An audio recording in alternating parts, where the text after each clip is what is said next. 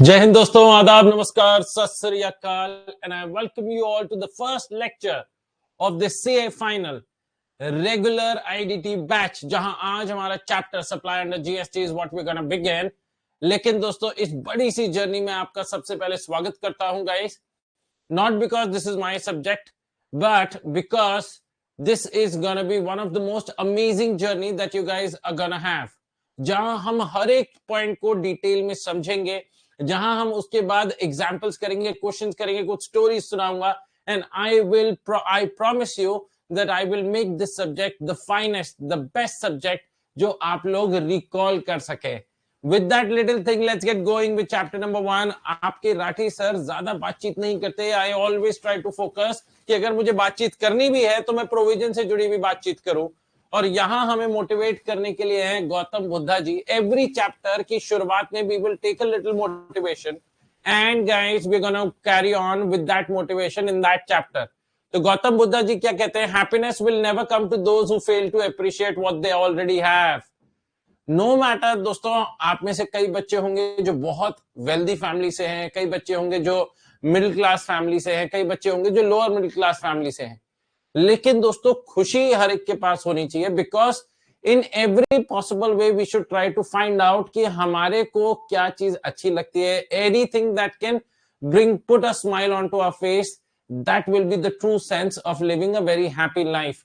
तो आपके पास जो है, ऊपर वाले ने सही वक्त पर सही चीजें भिजवा देंगे, do not worry about that. बस आपका इतना मतलब आपकी इतनी रिस्पॉन्सिबिलिटी है कि आपको अपना काम पूरी शिद्दत से, पूरी मेहनत से करना होगा। Alright guys, so let's get going with this session guys. और मैं आप लोगों को प्रोटोकॉल बता दूं about the session, the protocol that each and every one of us will have to follow. This session, every session of CA final IDT will be around 120 to 150 minutes depending upon कि मैं कौन सा provision करवा रहा हूं। Alright guys, and उसके basis पर मेरे को लगता है कि भैया आज का सेशन 2.5 घंटे का जाना चाहिए, क्योंकि आज मैं I am into middle of a provision. तो इन दैट सिनेरियो मैं वो 2.5 घंटे का सेशन लूंगा। हो सकता है मेरे को लगे भैया चैप्टर 2 घंटे में खत्म हो गया and I do not want to start with a new chapter, then in that scenario वो आपका 2 घंटे का ही सेशन रहेगा।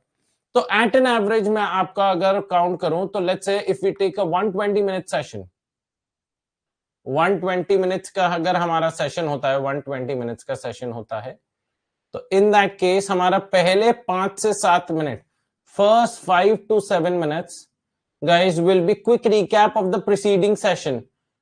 ये आपका क्विक रिकैप होगा ऑफ प्रीसीडिंग सेशन, पिछले सेशन का, जो हमने पिछले सेशन में पढ़ा होगा। आज पहला सेशन है, इसीलिए मैं सारी बातचीत कर रहा हूं गाइस। जब हमारा एक बार प्रोविजन चालू हो जाएगा, चैप्टर चालू हो जाएगा, probably then we will not be having that much amount of time, okay, कि मैं आप लोगों को ये सारी बातें हर रोज कर सकूं। उसके बाद अगले 100 to 105 minutes it will be new provisions, new topics, new topics.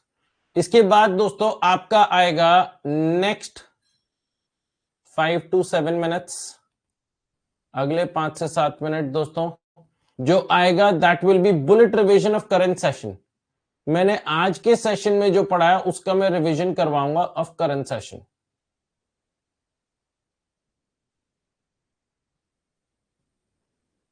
Alright guys, and last आपका जो रहेगा, लास्ट 5 से 10 minutes, that will B doubts and call. आपको दोस्तों जो भी डाउट्स हैं, आप लोग बेझिझक बेधड़क जितने मन में डाउट्स हैं आप लोग मेरे से डाउट्स पूछ सकते हैं, doubts on call.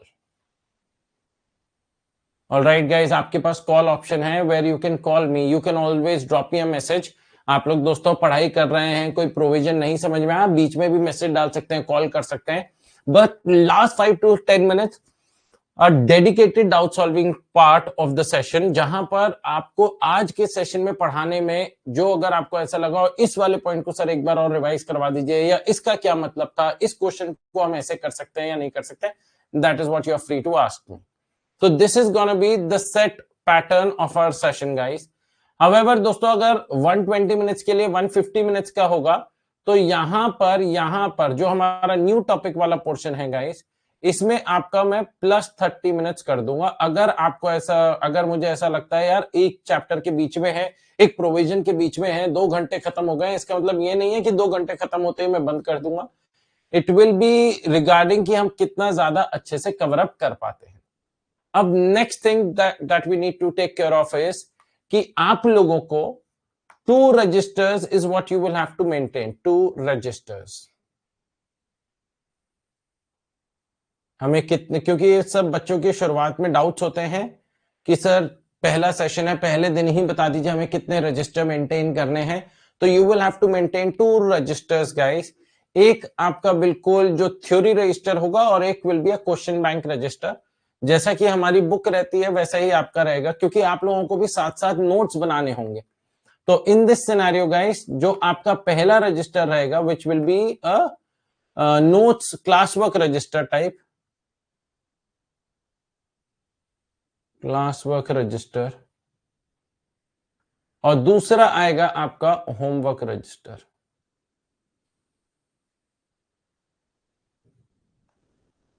Homework register. Now guys, ये दोनों जो रजिस्टर्स होने चाहिए ये आपके 400 to 500 पेजेस के होने चाहिए और अच्छे वाले होने चाहिए। मतलब रजिस्टर ना वो ब्राउन पेजेस वाले मत ले लेना, बिल्कुल क्रिस्टल व्हाइट पेजेस वाले लीजिएगा गाइस, जो बिल्कुल साफ सुथरा हो और लाइंस वाला हो, वैसा ही लीजिएगा जैसा आपको मेन एग्जामिनेशन हॉल में आता है, जो हमारा आंसर शीट रहती है वैसा सही। तो क्लास वर्क रजिस्टर और homework register. Class work register में आप लोग नोट्स बनाएंगे और जो मैं क्लास में क्वेश्चंस करवा रहा हूं वो वहां पे कर सकते हैं। उसके लिए अलग से होमवर्क रजिस्टर खोलने की जरूरत नहीं है। Homework register is only for the purpose of solving out question bank, for question bank के लिए है गाइस, दैट्स इट। ऑलराइट। लेकिन जब क्लास वर्क रजिस्टर में बैठे, आप एक्चुअल में क्लास लेने बैठे, तो प्लीज मेक श्योर कि आप लोग क्लास वर्क रजिस्टर के टाइम आपके पास 3 से 4 कलरफुल पेन्स होने चाहिए या हाइलाइटर्स होने चाहिए। सर इतना आप तामझाम क्यों करवा रहे हैं? Because I just want to make sure by the time you end with your syllabus और आपके नोट्स इतने सुंदर बने हुए हों कि अगर आप अपने नोट्स को बेचने जाओ ना तो अच्छा दाम मिलना चाहिए। सीए हो भैया, दिमाग लगाओ। ऑलराइट, एंड सी देखो, पैसे कमाने की बात नहीं है, it is more about your own preparation after all. तो the more prettier, the more beautiful you prepare your notes, आप हमेशा उस तरफ जाना चाहोगे, आप उस तरफ पढ़ना चाहोगे, आप जाकर देखना चाहोगे यार मैंने नोट्स बनाए, चलो रिवाइज करते। एक नोट्स है दोस्तों, पहले मैं ना ब्लैक एंड व्हाइट लेकर आ रहा था आपके सामने, बट मैंने कहा यार ब्लैक एंड व्हाइट में मुझे भी मजा नहीं आएगा, तो what I have done is now I have prepared this colour notes. कहीं पर मैंने ग्रीन, कहीं पर रेड, कहीं पर ब्लू ऐसे मार्क किया है, सो दैट कि अपने को भी ना पढ़ने में मजा आए। लाइकवाइज दोस्तों, मैं आप लोगों से भी रिक्वेस्ट करूंगा कि जो आप नोट्स बनाए तो उसमें 3-4 कलरफुल पेन्स हो। आप अपना मार्क कर लीजिए कि भैया मैं ब्लू से नॉर्मल कंटेंट लिखूंगा, ब्लैक से हेडलाइन लिखूंगा, ग्रीन से मैं इंपॉर्टेंट मार्क करूंगा। ऐसे अपने आप से दोस्तों you can identify it for yourself. Okay, तो ये चीजों का ध्यान रखना होगा। Now let's get going with the first chapter guys, supply under GST. मैं एक चीज और आपको पहले ही डिस्क्लेमर दे देता हूं, मैं ऐसा मान के चलूंगा कि आपको जीएसटी के बारे में कोई नॉलेज नहीं है। मैं मान के चलूंगा आप जीएसटी पहली बार पढ़ रहे हैं, इवन दो आप इंटरमीडिएट में ऑलरेडी जीएसटी पढ़कर आ चुके हैं। मैं ये भी मान के चलूंगा कि चाहे आपने मेरे से पढ़ा हो इंटरमीडिएट में या किसी और टीचर से पढ़ा हो, अब आपको धुंधला धुंधला ही याद है। तो मैं इसीलिए रेगुलर बैच वो कर रहा हूं, रेगुलर बैच में पढ़ा रहा हूं, क्योंकि मैं यहां पर डिटेल ऑफ द डिटेल में आपको पढ़ाऊंगा दोस्तों। Everything will be followed by logic कि ऐसा क्यों हुआ, कैसे हुआ। Alright guys, so with that thing guys, भगवान का नाम लेते हैं, कोई भी नई चीज की शुरुआत करते हैं दोस्तों, तो आप लोग को पता है कि अपन ना बप्पा का नाम लेते हैं। कहते हैं ना किसी भी नई चीज की शुरुआत करने से पहले गणेश जी को याद करो, तो बहुत अच्छी शुरुआत रहती है और कहीं ना कहीं आपकी जर्नी बहुत मंगलमय हो। तो गणपति बप्पा मोरिया, मंगल मूर्ति Moriya. So with that little thing, let's get going guys with chapter 3 of CGST Act. जो हमें इस चैप्टर में दो सेक्शंस को कवर अप करना है, section 7 and section 8, meaning and scope of supply, and section 8 composite and mix supply. Meaning and scope of supply ये आपका करीब 4 से 5 सेशंस लेगा गाइस, 4 से 5 सेशंस लेगा। Taxability of composite and mix supply ये आपका 1 सेशन में ही कंप्लीट हो जाएगा। तो once we are done with section 7, आप समझ लेना दोस्तों, हाथी तो निकल गया, सिर्फ पूंछ रह गई है इस चैप्टर की। अब दोस्तों, व्हाई दिस चैप्टर, इस चैप्टर का क्या पर्पस है? हमेशा अपने आप से, किसी भी टीचर से कोई भी सब्जेक्ट पढ़ रहे हो दोस्तों, ऑलवेज आस्क ऐसा क्यों हुआ, what is the purpose of this chapter. तो सरकार ने कहा दोस्तों कि जब कोई ट्रांजैक्शन होता है तो ट्रांजैक्शन पर अगर जीएसटी लगाना है तो उस ट्रांजैक्शन को आपको सप्लाई घोषित करना पड़ेगा। You can only Levi GST on a transaction when you convert the transaction into a supply. तो हमने कहा ठीक है भैया, तो सप्लाई बोल देंगे, आज से ट्रांजैक्शन नहीं बोलेंगे, सप्लाई बोल देंगे। यार आरटीजी, it is not that simple. Supply तब बोला जाता है when there are certain parameters that needs to be satisfied. अब वो पैरामीटर सैटिस्फाइड करेंगे तभी जाके आप उस ट्रांजैक्शन को सप्लाई बोल सकते हैं, अदरवाइज आप सप्लाई नहीं बोलेंगे, और जब तक सप्लाई नहीं बोलेंगे तब तक जीएसटी नहीं लग सकता। तो सबसे पहले यहां पर आते हैं दोस्तों introduction. Supply is the foundation stone, supply is the foundation stone to levy GST on a transaction. It is the taxable event, it is the taxable event under GST that results in a tax consequence। ये क्या है दोस्तों? taxable event है under GST that results in a tax consequence। मतलब अगर आप एक transaction को जीएसटी सप्लाई बोल पाए तो वो टैक्सेबल इवेंट हो गया, मतलब अब इस ट्रांजैक्शन पर जीएसटी लिवाई करा जा सकता है। Under the earlier taxation system, पुराने टैक्सेशन सिस्टम में एक्साइज ड्यूटी लगती थी कब दोस्तों? Was leviable on manufacture of production of excisable goods in India, whereas VAT was levied on sale of goods. Further, service tax was applicable on services provided by one person to another for some consideration। तो पुराने taxation system में दोस्तों excise duty जो कि लगाई जाती थी on manufacture of excisable goods in India. अब कंफ्यूजन ये अराइज होता था दोस्तों कि क्या ये मैन्युफैक्चरिंग एक्टिविटी हुई या नहीं हुई। लेट्स से दोस्तों मेरे पास कुछ काजू हैं, कैश्यूज। अब मैं काजूज को थोड़ा सा तेल में फ्राई करता हूं या मैं भून लेता हूं, उस पर नमक मसाले डाल के उसे चटपटा कैश्यूज, सॉल्टेड कैश्यूज बना देता हूं। क्या मैंने कोई मैन्युफैक्चरिंग एक्टिविटी करी? Will that be considered to be a manufacturing activity and will that be leviable to excise duty? क्योंकि एक्साइज ड्यूटी कब लगती थी अंडर द पुराना टैक्सेशन सिस्टम? एक्साइज ड्यूटी लगती थी जब कोई मैन्युफैक्चर हो।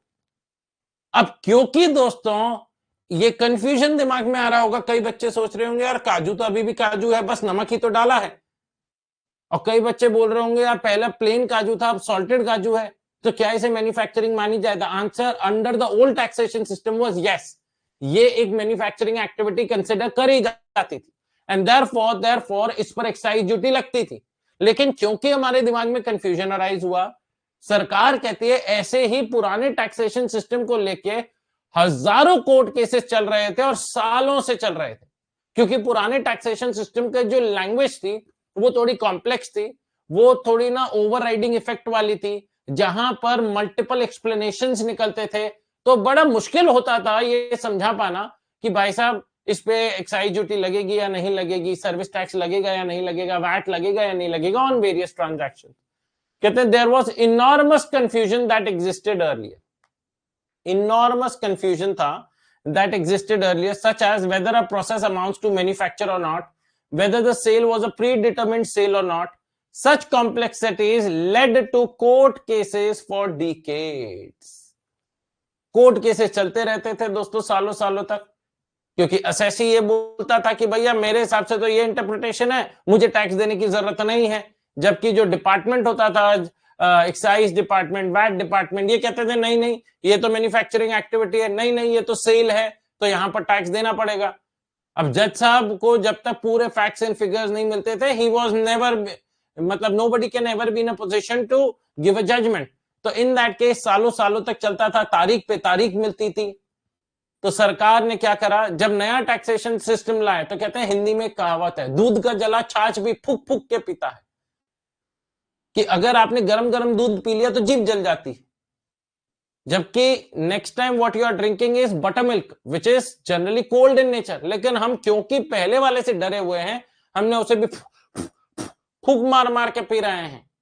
करें सर, कहावत हम जानते हैं, आप कहावत मत एक्सप्लेन करिए। अच्छा, तो इन दैट केस सरकार ने जब जीएसटी सिस्टम लेकर आए, तो सरकार ने क्या किया, सरकार ने कहा कि भाई साहब, इन केस ऑफ जीएसटी सिस्टम, एक ट्रांजैक्शन पर अगर आपको जीएसटी लगाना है तो उसे सप्लाई बनाना पड़ेगा, और सप्लाई एक बहुत सेक्शन 7 में आया, जो एक कॉम्प्रिहेंसिव डेफिनेशन में सप्लाई को डाला गया।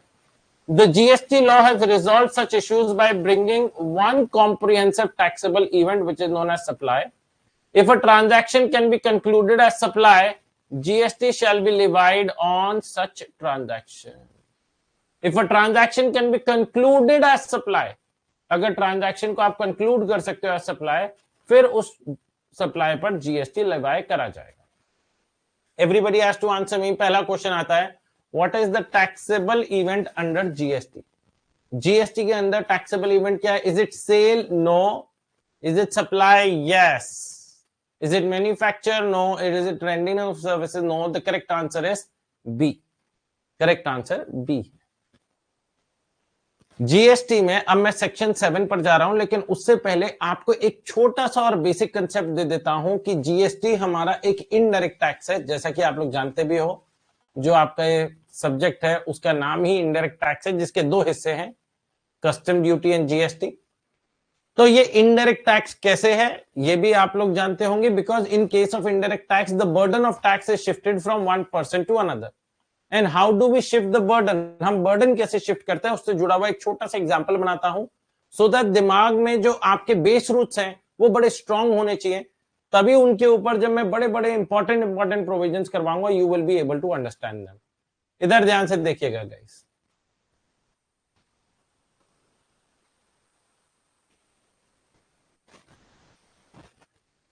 ये है दोस्तों mister x.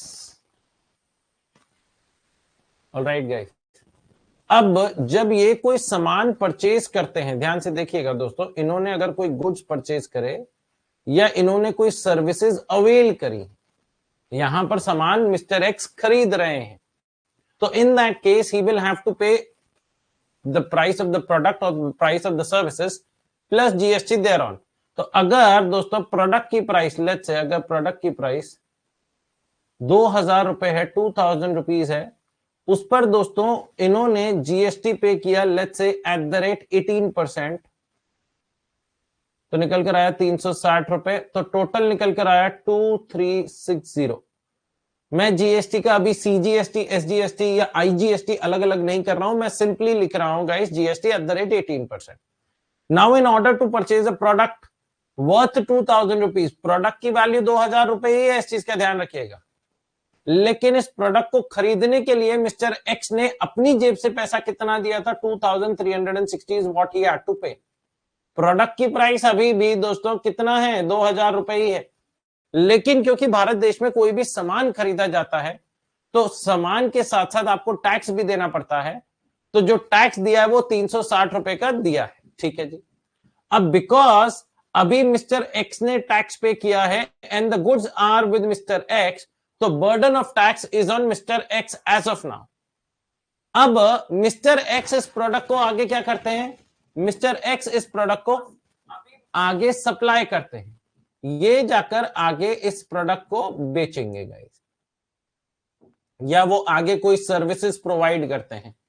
Alright, now at the time of supplying of services, जब वो सामान बेच रहे हैं, सर्विसेज दे रहे हैं गाइस, तो उन्होंने कुछ अमाउंट अपना प्रॉफिट मार्जिन जोड़ा होगा। भाई 2000 की चीज खरीद के कोई 2000 में तो नहीं बेचेगा, उन्होंने अपनी कॉस्ट जोड़ी, अपना प्रॉफिट मार्जिन जोड़ा गाइस, एंड फाइनली दोस्तों ही सोल्ड आउट द प्रोडक्ट, उन्होंने ये प्रोडक्ट बेचा फॉर अ प्राइस ऑफ 2500, 2500 रुपए का ये प्रोडक्ट बेचा गाइस, जिस पर गाइस जीएसटी लगा, अगेन एट द रेट 18%। तो not only he collected 2500 for the product, he also collected GST, और 2500 का 18% जीएसटी कितना आया, 450 रुपीज आया। तो टोटल निकल कर आता है 2950। कितना निकल कर आता है, 2950 is the total amount that mister X will receive at the time of supplying of such goods और providing such services. Now guys the final concept कि how is this an indirect tax. जब mister X ने सामान और services आगे दी तो उन्होंने 2500 रुपए का तो अपने लिए सामान का पैसा लिया, 450 रुपए उन्होंने जीएसटी के नाम का लिया, ये कहते हुए कि ये 450 रुपए मेरे नहीं है, ये 450 रुपए सरकार के हैं। The tax does not belong to me, it belongs to the government. तो ये 450 belongs to government. Now the point is कि will he pay the entire 450 to the government, क्या वो पूरे के पूरे 450 रुपए सरकार को पे करेंगे? The answer to which is yes और no. The answer to which is no. Mister X क्या करेगा, मिस्टर एक्स क्या करेगा, मिस्टर एक्स कहेगा कि भाई साहब जब ये सामान खरीदा था तो मैंने भी तो इस सामान पर टैक्स पे किया था। हाँ, मैंने सामान उस इंसान को दिया था, let's say mister we vendor, तो मैंने वेंडर को पेमेंट करी थी, मैंने वेंडर को पेमेंट करी थी not only of 2000 rupees plus 360, मैंने 360 का भी पे किया था। तो 360 rupees what I have already paid to the government, the burden of which is on my shoulders as of now.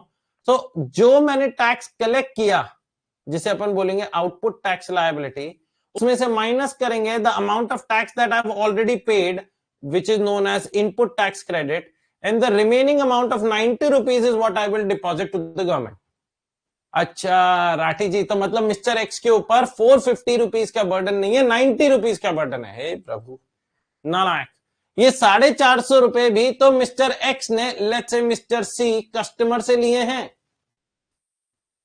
Total amount that the customer paid to Mr X is 2950। ध्यान से देखना, out of which 2500 belongs to the product price, वो तो Mr X ने अपनी जेब में रखा ही रखा। बट जो 450 रुपए जो जीएसटी सरकार को बिलोंग करते थे, उस 450 रुपए में से उन्होंने 360 रुपए जो मिस्टर एक्स ने पहले दिए थे अपनी जेब से at the time of purchase of the product, तो 450 रुपए में से 360 rupees is what he reduced. 450 में से 360 रुपए उन्होंने माइनस कर लिए and the remaining amount is what he actually deposited to the government. उन्होंने 90 रुपए जाके सरकार को पे करे। तो क्या जो बर्डन 360 का मिस्टर एक्स के ऊपर आया था, जब मिस्टर एक्स ने ये सामान आगे बेचा to Mr C and he collected 450, तो out of 450 he took out 360, उन्होंने 360 रुपए अपनी जेब से निकाल लिए। बचा कितना, 90 रुपए, बचा कितना, 90 रुपीज बचा, 90 रुपीज बचा। तो क्या ये 90 रुपीज उन्होंने जाके सरकार को पे किए? हाँ जी, लेकिन ये 90 रुपीज का बर्डन मिस्टर एक्स के ऊपर नहीं है। क्यों? क्योंकि 450 टोटल मिस्टर सी ने ही तो दिए थे। अब 450 में से 360 निकाल लिए, तो जो 90 बचे वो भी तो मिस्टर सी ने ही दिए, जो हम जाके सरकार को पे कर रहे हैं। So the burden of tax is 0 on mister x. अब फाइनली दोस्तों, क्योंकि मिस्टर सी ने प्रोडक्ट को कंज्यूम कर लिया, as the name suggest Mr C, Mr consumer, इन्होंने प्रोडक्ट को कंज्यूम कर लिया। मिस्टर सी ने use the product for himself, use for himself। तो in that case, in that scenario guys, क्या दोस्तों, the final burden, क्योंकि मिस्टर सी ने टैक्स तो पे किया at the time of purchase of the goods or availing of the services, however इन्होंने इस गुड्स को आगे नहीं दे रहे हैं, ये सर्विसेज आगे नहीं दे रहे हैं। तो क्या दोस्तों, burden of tax will finally fall on the person who is the consumer? The answer is yes, final burden।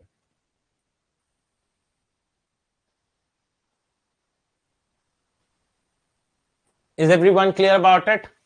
And that is why we call it as an indirect tax, जहां पर हम burden of tax is what we can pass। Mr V ने burden transfer किया था Mr X पर, Mr X ने burden transfer किया Mr C पर, बट मिस्टर सी आगे ट्रांसफर नहीं कर पाए because Mr C is the person consuming such goods और सर्विसेज। ऑलराइट गाइस, आ जाओ भाई। Meaning and scope of supply. हमारे साथ चैट बॉक्स में जितने भी बच्चे हैं guys, you are free to chat, मतलब to chat with me session के बीच में। अगर यहां तक क्लियर हुआ है तो आप चैट बॉक्स में एक थम्स अप डाल दीजिए guys, so that we can move forward. Okay, section 7, the first section of the CA final IDT regular class, meaning and scope of supply में ओवरव्यू ऑफ सेक्शन 7, ये आपके सामने दोस्तों हमारे को पढ़ना है, जिसमें से सबसे ज्यादा टाइम लगने वाला है हमें सेक्शन 7.1, क्योंकि उनके काफी क्लॉजेज हैं। 7.1a, a, b, c, followed by section 7.1a, 7.2 and finally 7.3। Alright guys, तो 7.3 तो बहुत ही छोटा सा सेक्शन है which is not gonna take more than 10 minutes, but बाकी सारे सेक्शंस में थोड़ा सा टाइम लगता है, specially section 7.1 because it has various clauses. So let's get going guys, करते हैं। मैं आपको डिटेल में जो ये सब सेक्शंस हैं इनके बारे में डिटेल में पढ़ाऊंगा as and when I reach at that junction. Okay, तो सेक्शन 7 कंप्लीट करने के लिए हमें सेक्शन 7.1 से 7.3 तक जाना होगा। आ जाओ भाई। सेक्शन 7 सबसेक्शन 1 क्लॉज ए, ये क्या बोलता है भैया? Section 7 subsection 1 clause A, supply includes all forms of supply of goods और सर्विसेज और both such as sale, transfer, barter, exchange, license, rental, lease or disposal, made or agreed to be made for a consideration by a person in the course or furtherance of business। Sir कुछ ज्यादा जल्दी नहीं पढ़ दिया आपने, हमें तो कुछ समझ में नहीं आया। सेक्शन 7 ट्रांजैक्शंस को सप्लाई बनाने की कोशिश करेगा। सेक्शन 7 सबसेक्शन 1 क्लॉज ए में देयर आर 4 पैरामीटर्स जिनका आपको ध्यान रखना पड़ेगा, and if all the 4 parameters are met, तब आप उस ट्रांजैक्शन को सप्लाई बोल पाओगे। मैं वो 4 पैरामीटर्स बनाता हूं, उन 4 पैरामीटर से जुड़ा हुआ दोस्तों मैं एक पूरा चार्ट बनाऊंगा, and that chart is what you will have to prepare. और उस चार्ट में दोस्तों ना कि सिर्फ हम सेक्शन 7.1a का प्रोविजन लिखेंगे, we are gonna write section 7.1a, 7.1b, 7.1c, schedule 1, सारे पॉइंट्स हम उसी चार्ट में कवर अप कर लेंगे। तो ये चार्ट एक दिन का नहीं है, ये चार्ट चलता जाएगा, ये चार्ट लंबा चलेगा, इसमें मैं बहुत सारी क्लैरिफिकेशंस लिखवाऊंगा। तो आप ऐसा भी कर सकते हो गाइस कि जो आपका रजिस्टर है ना उसे आप पोर्ट्रेट मोड में कर दो, लैंडस्केप मोड में कर दो। मतलब आप जब चार्ट बनाओ दोस्तों तो वो लैंडस्केप मोड में बनाना, सो दैट वो ऐसे बड़ा में आएगा, उसके नीचे लिखते चले जाएंगे अपन। या फिर अगर आप पोर्ट्रेट मोड में बना रहे हो ना तो रजिस्टर के पूरा पेज ले लेना, मतलब एक रजिस्टर का ये वाला पेज होता है, ये वाला पेज होता है, तो आप ये पूरा पेज मानते हुए चलना, क्योंकि हमें काफी लंबा लिखना है। ओके, और इस चार्ट के through you will be able to majorly take all the portions guys. आप अपना सारा का सारा पोर्शंस कर पाओगे अच्छे से, मतलब रिवाइज कर पाओगे। ध्यान से देखिएगा, supply includes all form of supply of goods और सर्विसेज। तो सबसे पहले हमें जो चीज यहां पर सीखनी है कि what do you mean by goods, goods की क्या डेफिनेशन है, सर्विसेज की क्या डेफिनेशन है, जो आपको नीचे मिल भी जाएगी। लेकिन यहां पर दोस्तों सबसे पहला मैं लिखता हूं सेक्शन 7 सबसेक्शन 1 क्लॉज ए, जिसमें सबसे पहला पॉइंट किसका आता है गाइस? सबसे पहला पॉइंट आता है गुड्स और सर्विसेज। अलग अलग कलर से लिखते हैं in order to make it beautiful. हाँ जी, गुड्स और सर्विसेज और बोथ। उसके बाद दोस्तों जो नेक्स्ट पॉइंट आपको मिलेगा दैट विल बी कंसिडरेशन। देखिएगा मैं आपको पढ़ाता हूं।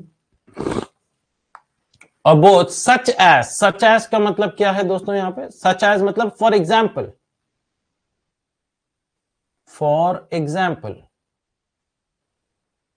सेल हो गया, ट्रांसफर हो गया, बार्टर हो गया, exchange, licence, rental, lease, disposal. तो these are just examples of supply. ये कोई लक्ष्मण रेखा नहीं है कि ये ही होना चाहिए, दीज आर जस्ट एग्जाम्पल्स। तो supply includes all form of supply of goods और services, this is parameter number 1, ये आपका मेट होना चाहिए। दूसरा सच एज, जैसे कि सेल हो जाए, ट्रांसफर हो जाए, बार्टर हो जाए, इनके बारे में भी थोड़ा सा डिटेल में आगे पढ़ाऊंगा, but this is not a mandatory parameter, तो मैं इस पे नहीं लिख रहा हूं। Number 2, made or agreed to be made for a consideration. This is number 2. This is number 2. Made or agreed to be made for a consideration by a person. Number 3. In the course of furtherance of business. Number 4. ये आपके 4 parameters हैं guys. तो अगर एक transaction को आपको supply घोषित करना है तो you will have to identify whether the 4 parameters are set, are met और not. And if the 4 parameters are met, it will be concluded as a supply and GST will be applicable. लेकिन अगर ये 4 parameters met नहीं होंगे तो फिर उसे supply नहीं माना जाएगा. ये 4 में से कोई एक भी नहीं हुआ, then it will not be considered as a supply. तो दूसरा पॉइंट क्या बोलता है? कंसिडरेशन होना चाहिए गाइस. दूसरा पॉइंट क्या बोलता है? कंसिडरेशन. तीसरा पॉइंट क्या बोलता है? बाय अ पर्सन होना चाहिए. by a person. और चौथा पॉइंट क्या बोलता है? इन द कोर्स और furtherance of business. In the course और फर्दरेंस ऑफ बिजनेस. ये आपके 4 पैरामीटर्स हैं. ऑलराइट गाइस, जिसमें अब हम लोग दोस्तों गुड्स एंड सर्विसेज को समझेंगे. सबसे पहले one by one we are gonna go, और धीरे धीरे दोस्तों अपन इस चार्ट को बढ़ते जाएंगे. And by the time we complete with this chart, you will see that you have taken care of almost 15 to 20 pages of chapter number 1. आ जाओ भाई. Let us understand the important terms of the above subsection to make it absolutely clear, precisely clear. सबसे पहले goods को define किया गया section 2 clause 52 में, जहां बोला गया it means every kind of movable property. What do you mean by movable property? जिसे एक जगह से दूसरी जगह ले जाया जा सके विदाउट मेजर डिसमेंटलिंग. बिल्डिंग क्या है, एक जगह से दूसरी जगह ले जा सकते हो? क्या बिल्डिंग मूव करती है? कह रहे हाँ जी राठी जी हमने देखा है. कह रहे कब? सपने में. कह रहे नहीं राठी जी सच्ची में, असल जिंदगी में. मैंने कहा देखो कोई अनुचित आंसर मत करना, पिटाई हो जाएगी. अरे सच्ची बता रहे हैं. मैंने कहा कब देखा? कह रहे 4 दिन पहले अर्थक्वेक आया था, पूरी बिल्डिंग हिल रही थी. मैंने कहा अभी भी एक अर्थक्वेक आने वाला है तुम्हारे गाल पे. मेरा हाथ छपेगा, एकदम से ऐसा लगेगा अर्थक्वेक आया है, तुम भी पूरे हिलोगे. राठी जी मजाक कर रहे हो ना? चालू किसने किया? नालायक. तो यहां पर जो बिल्डिंग है क्या वो गुड्स की डेफिनेशन में आएगी? नहीं. क्या लैंड गुड्स की डेफिनेशन में आएगी? नहीं, क्योंकि ये मूवेबल प्रॉपर्टी नहीं है. तो everything which can be moved from one place to another without major dismantling, तो उसे अपन कौन सी कैटेगरी में डालेंगे? We will call that thing goods other than money and securities. Money and securities को स्पेसिफिकली गुड्स की डेफिनेशन से बाहर रखा गया है. लेट्स से अगर आप कोई शेयर खरीदते हैं, आप बॉन्ड्स खरीदते हैं, आप कोई सिक्योरिटीज खरीदते हैं, तो क्या उस पर दोस्तों जीएसटी लगेगा? सर अभी तक नहीं लगेगा, because that does not fall in the category of goods. वो गुड्स की कैटेगरी में नहीं आता. हो सकता है सर्विसेज की कैटेगरी में आता हो तो लगेगा राठी, लेकिन मैं आपको बता दूं दोस्तों वो सर्विसेज की कैटेगरी में भी नहीं आता. सर्विसेज में देखो सेक्शन 2 क्लॉज 102 में क्या लिखा है? It means anything other than goods, money and securities. तो दो चीजें स्पेसिफिकली जीएसटी एम्बिट से बाहर रखी गई, एक मनी और दूसरा सिक्योरिटीज. सर ये मनी मतलब हम समझे नहीं, मनी का क्या मतलब है यहां पे? लेट्स से आज मैंने 5 लाख रुपए टीटू को दिए. ध्यान से मेरी बात सुनना. मैंने 5 लाख रुपए टीटू को दिए एज अ लोन. बहुत इंटरेस्टिंग पॉइंट है गाइस. अब मैं किसी को लोन फ्री का क्यों दूंगा? सर आप इंटरेस्ट चार्ज करोगे. ऑफ कोर्स, करेक्ट बात है. तो जब मैंने 5 लाख रुपए पैसा दिया टू टीटू, पैसे का मतलब ये नहीं है कि कैश दिया हो. पैसे का मतलब बैंक ट्रांसफर भी है, मतलब मनी ट्रांसफर हुआ है. It is not necessarily mean cash जो अपन वॉलेट में रखते हैं वैसा वाला कैश नहीं. ऑलराइट गाइस, अब इधर ध्यान से देखिएगा. एग्जाम्पल बनाता हूं. मैं आपका होस्ट और दोस्त श्री राठी. मैंने टीटू को 5 लाख रुपए का लोन दिया. टीटू को 5 लाख रुपए का लोन दिया. Now my question to you guys is, क्या टीटू over a span of time, let's say जब ये मेरे को 5 लाख रुपए लौटाएगा तो क्या वो मेरे को इंटरेस्ट भी पे करेगा? क्या वो मुझे इंटरेस्ट भी पे करेगा? 5 लाख रुपए plus interest, let's say interest अपन इसमें मान लेते हैं और 40,000 रुपीज का इंटरेस्ट भी मिला है। तो the total amount that I receive is 5.4 lakh rupees. Now my question to you guys is, service, यहां पर जो सर्विस दी गई है वो 5 लाख की है, 5,40,000 की है या 40,000 की? Everybody has to think. सरकार ने क्या बोला कि राठी जी मनी को अपन बाहर रख रहे हैं। तो in this scenario as you can see that I have given 5 lakh rupees to Titu as money, as loan. तो ये जो 5 लाख रुपए है दोस्तों, ये आपका कौन सी कैटेगरी में आता है? It falls in the category of money. और क्योंकि मनी ना तो गुड्स है ना सर्विसेज है, तो जब मैंने 5 लाख रुपए टीटू को दिए दोस्तों एज लोन, उस पर कोई जीएसटी नहीं लगेगा, नो जीएसटी। ये तो ऐसा बात हुआ ना कि मैंने 5 लाख रुपए दिए, टीटू मेरा दोस्त था, उसने अगले दिन ही मेरे को 5 लाख रुपए वापस लौटा दिए, तो क्या क्या दो बार जीएसटी लगेगा? The answer is no, because ये जीएसटी की डेफिनेशन में, ये गुड्स और सर्विसेज की डेफिनेशन में ही नहीं आता।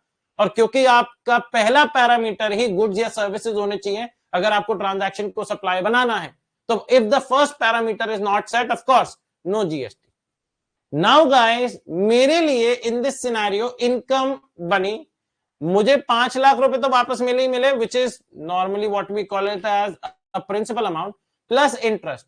तो मैंने 5 लाख रुपए दिए, उसने मुझे 5 लाख रुपए दे दिए। ये 5 लाख रुपए अगेन, ये क्या है दोस्तों? ये मनी है। ये क्या है दोस्तों? मनी।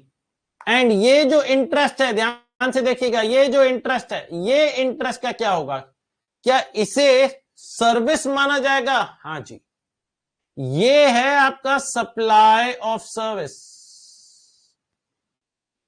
ये है गाइस, मैंने 5 लाख रुपए दिए थे एज मनी, सामने वाले ने मेरे को 5 लाख रुपए वापस लौटा दिए, वहां तक तो कोई जीएसटी नहीं है। लेकिन बिकॉज मैंने सामने वाले को 5 लाख रुपए इस्तेमाल करने के लिए दिए, and after a span of time, let's से after 6 months, after 1 year, he not only paid me 5 lakh rupees, he also paid me 40,000 rupees as interest। तो क्या वो इंटरेस्ट सर्विस है? The answer to which is yes, interest service है। तो क्या sir interest पर GST लगना चाहिए? क्या फिर इसे अपन, इस पर सर जीएसटी लगना चाहिए? The answer to which is yes. However दोस्तों, इस पे लगना चाहिए, हाउएवर दोस्तों इट इज एग्जेम्प्ट, सरकार द्वारा माफ है। सर मतलब सर्विस तो है लेकिन सरकार ने इसे माफ कर दिया, सरकार ने कहा हम इस पे जीएसटी चार्ज करेंगे नहीं, हम चाहें तो कर सकते हैं क्योंकि ये सर्विस की डेफिनेशन में आता है, बट सरकार ने क्या इसे एग्जेम्प्ट कर रखा है? The answer is yes. जो भी लोन पर इंटरेस्ट मिलता है दोस्तों, उसे सरकार ने एग्जेम्प्ट कर रखा है। तो सर क्या यह बात कहना सेफ होगी कि जो हमारे गुड्स और सर्विसेज होने चाहिए वो टैक्सेबल गुड्स और सर्विसेज होने चाहिए, एग्जेम्प्ट नहीं होने चाहिए? क्योंकि एग्जेम्प्ट है तो जीएसटी नहीं लगेगा। 100% सच बात बोल दी मेरे भाई। तो यहां पर देखिएगा, यहां पर देखिएगा, जो आपके गुड्स और सर्विसेज और बोथ होने चाहिए, ये आपके टैक्सेबल गुड्स या सर्विसेज और बोथ होने चाहिए। It should not be exempt, वो एग्जेम्प्ट नहीं होने चाहिए। तो आज मैंने आपको 5 लाख रुपए दिए, आपने मुझे कल 5 लाख रुपए लौटा दिए, कोई जीएसटी नहीं है। This is purely in terms of money and money does not fall in the definition of either goods और सर्विसेज। और क्योंकि आप गुड्स और services which is parameter number 1 of section 7(1)(a वो ही सेटिस्फाइड नहीं हो रहा, तो जीएसटी नहीं लगता।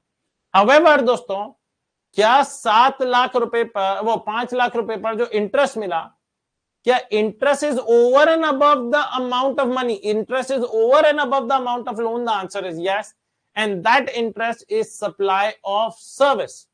वो क्या है? सप्लाई ऑफ सर्विस है। तो क्या उस पर जीएसटी लग सकता था? हाँ जी, हाउएवर सरकार ने उसे एग्जेम्प्ट कर रखा है।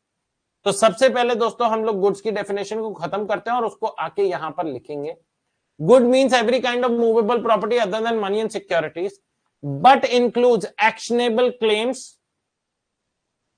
growing crops, grass or things attached to or forming part of land which are agreed to be severed before supply or under a contract of supply. Which are agreed to be severed मतलब which are agreed to be provided। तो सबसे पहले दोस्तों simple सी बात मैं यहां पर करूंगा, कि गुड्स क्या है हमारी, every kind of movable property other than money and securities, that's it. इससे ज्यादा हमें यहाँ पे लिखने की जरूरत नहीं है। तो दोस्तों अब मैं यहाँ पे गुड्स की डेफिनेशन लिख रहा हूं। आप लोग भी दोस्तों ये चार्ट साथ साथ बनाएंगे। Nobody should delay preparing chart, and by the time this chart ends you will feel हाँ राठी जी actually it was real fun understanding the entire provision with you। तो goods और services और both में हमारा यहाँ पे क्या लिखा है, every kind of movable property, movable property other than money and securities, other than money and securities। all right guys, now moving on, in simple words कहते हैं any article that can be transferred from one place to another is a movable property, however it shall not include money and securities as they have been specifically excluded। आपने देखा definition में से specifically money and securities को हमने बाहर रख दिया। The scope of goods is exhaustive, exhaustive का मतलब क्या होता है, लिमिटेड है। क्यों? क्योंकि ये सिर्फ मूवेबल गुड्स को ही, मूवेबल प्रॉपर्टीज को ही कवर अप करता है। ठीक है जी। अब सरकार ने कहा कि सर्विसेज की डेफिनेशन बनाई, तो सर्विसेज की डेफिनेशन सरकार ने इतनी दिमागदार बनाई। सरकार ने कहा कि लोग हमारे बहुत शातिर हैं, अगर हमने सर्विसेज की भी एक कोई लिमिटेड डेफिनेशन बनाई और लोगों ने बोला कि भैया ये ना गुड्स की डेफिनेशन में आता है ना सर्विसेज की डेफिनेशन में आता है, तो हमेशा जीएसटी से बच जाएगा। तो सरकार ने क्या बनाई दोस्तों डेफिनेशन इतनी शातिर तरीके से, कहते हैं it means anything other than goods money and securities, it means anything other than goods money and securities. उन्होंने क्या डेफिनेशन बनाई, डेफिनेशन बनाई कि मनी एंड सिक्योरिटीज को तो बाहर रखो, और जो गुड्स की डेफिनेशन में नहीं आया, जो गुड्स की डेफिनेशन में नहीं आया वो दोस्तों सर्विसेज की डेफिनेशन में आ जाएगा। जो गुड्स की डेफिनेशन में नहीं आया वो ऑटोमेटिकली कौन सी डेफिनेशन में आ जाएगा, it will fall in the definition of services. तो मैं यहां पर दोस्तों, या चलो एक बार पूरा पढ़ लेते हैं फिर सर्विसेज की डेफिनेशन भी लिखेंगे। But includes activity relating to the use of money or its conversion by cash or any other mode from one form currency or denomination to another form currency or denomination for which a separate consideration is charged। ये क्या मतलब हुआ राठी जी, अभी बताता हूं। बहुत interesting point है guys, अच्छा पॉइंट है, आप लोगों को मजा आएगा। लेट्स से दोस्तों आजकल आप लोग देख रहे हैं दोस्तों Indian currency is at all time low. I hope things improve और इंडियन करेंसी थोड़ी अब स्ट्रांग हो जाए दोस्तों। अब इधर ध्यान से देखना, मैं आपका होस्ट दोस्त राठी बहुत एक एग्जांपल देता हूं, उसके थ्रू बिल्कुल क्लैरिटी मिलेगी। लेट्स से दोस्तों आज मैं 90 रुपए लेकर, ध्यान से देखिएगा, मैं एग्जांपल के तौर पर बोलता हूं 90 रुपए लेकर मैं फॉरेक्स वाले के पास जाता हूं जो फॉरेन एक्सचेंज करता है, और उससे बोलता हूं भाई मेरे को $1 दे दे, मेरे को $1 दे दे, मार्केट में आज 90 रुपए का रेट चल रहा है। तो जो फॉरेक्स वाला था कह रहा है भाई साहब आपको किसने बोला 90 रुपए का है? मैंने कहा हाँ, मुझे लग ही रहा था 85 का है ना, 85। कहते नहीं 94। मैं कहा 90 रुपए का चल रहा है मार्केट में। कह रहे हैं मार्केट का रेट आज वैसे 90 है, लेकिन आपको अगर मेरे से चाहिए तो मैं आपका करेंसी एक्सचेंज कर रहा हूं, तो why should I do it for free? मैंने भी तो आज 90 रुपीज का खरीदा है, अगर मैं 90 रुपीज का ही आपको दे दूंगा तो मेरे को क्या मिलेगा?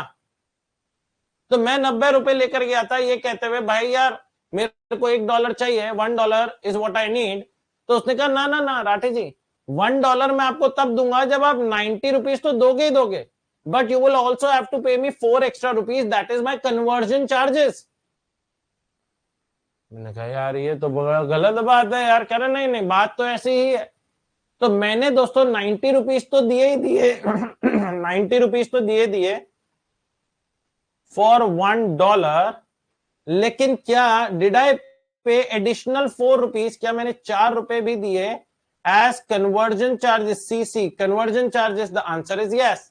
तो इन दैट केस सरकार ने क्या बोला कि जब आपने रुपए के बदले में डॉलर लिया, ये तो आफ्टर ऑल मनी ही है ना, 90 रुपीज इज इक्वल्स टू $1, तो ये तो मनी है, चाहे अब उसमें गांधी जी का फोटो बना हो या अमेरिकन किसी प्रेसिडेंट का फोटो बना हो, उससे क्या फर्क पड़ता है? आफ्टर ऑल ये तो दोस्तों मनी ही है, ये मनी है, और क्योंकि ये मनी है, इस मनी पर नो जीएसटी, इस पे कोई जीएसटी नहीं लगेगा। But the amount that you paid additionally over and above the price of the money, which is known as conversion charges, for which a separate consideration has been charged, 4 रुपए separately charge किए गए, तो क्या इस 4 रुपए पर इसे supply of service, SOS मतलब सप्लाई ऑफ सर्विस माना जाएगा? हाँ जी, इस पे माना जाएगा। और क्या इस पर आपका GST will be made applicable? The answer to which is yes, इस पर GST will be made applicable. All right, आ जाओ भाई। In simple words, the definition of service is an inclusive one, इसमें सब कुछ आता है, 3 चीजों को छोड़कर, गुड्स, मनी एंड सिक्योरिटीज।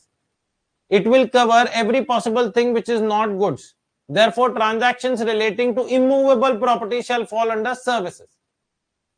जैसे मैंने लैंड को रेंट पे दिया, बिल्डिंग को रेंट पे दिया, तो क्या वो सर्विस की कैटेगरी में आ जाएगा? हाँ जी, वो सर्विस की कैटेगरी में आ जाएगा, बिकॉज यहां पर लैंड और बिल्डिंग गुड्स की डेफिनेशन में नहीं आ सकते, क्योंकि गुड्स में सिर्फ मूवेबल प्रॉपर्टी की बात होती है। Further, money and securities shall remain outside the scope of GST as it does not fall under both the definitions, वो दोनों के दोनों डेफिनेशन में नहीं आती है।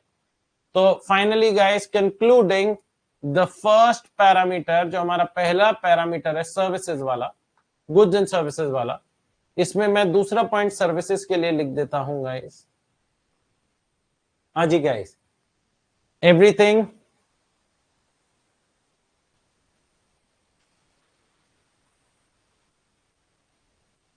other than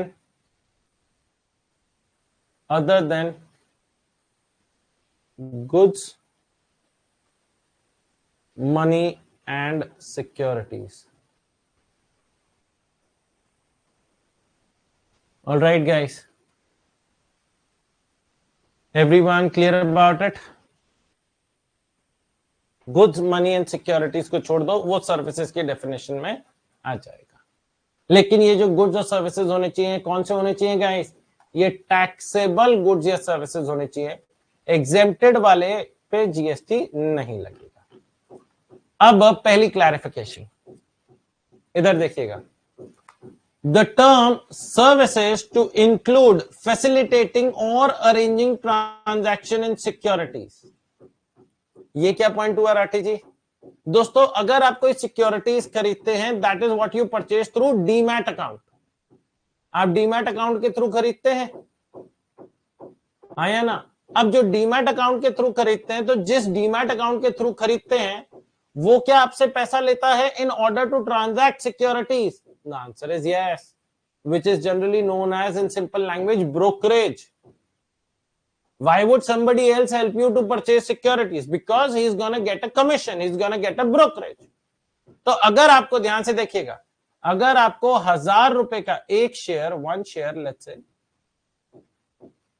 one share is equal to 1000 rupees, 1000 रुपए का है, तो in order to purchase this share, आपको इस शेयर पर नो जीएसटी, क्योंकि शेयर सिक्योरिटीज की डेफिनेशन में आता है, सिक्योरिटीज गुड्स और सर्विसेज दोनों की डेफिनेशन से बाहर है।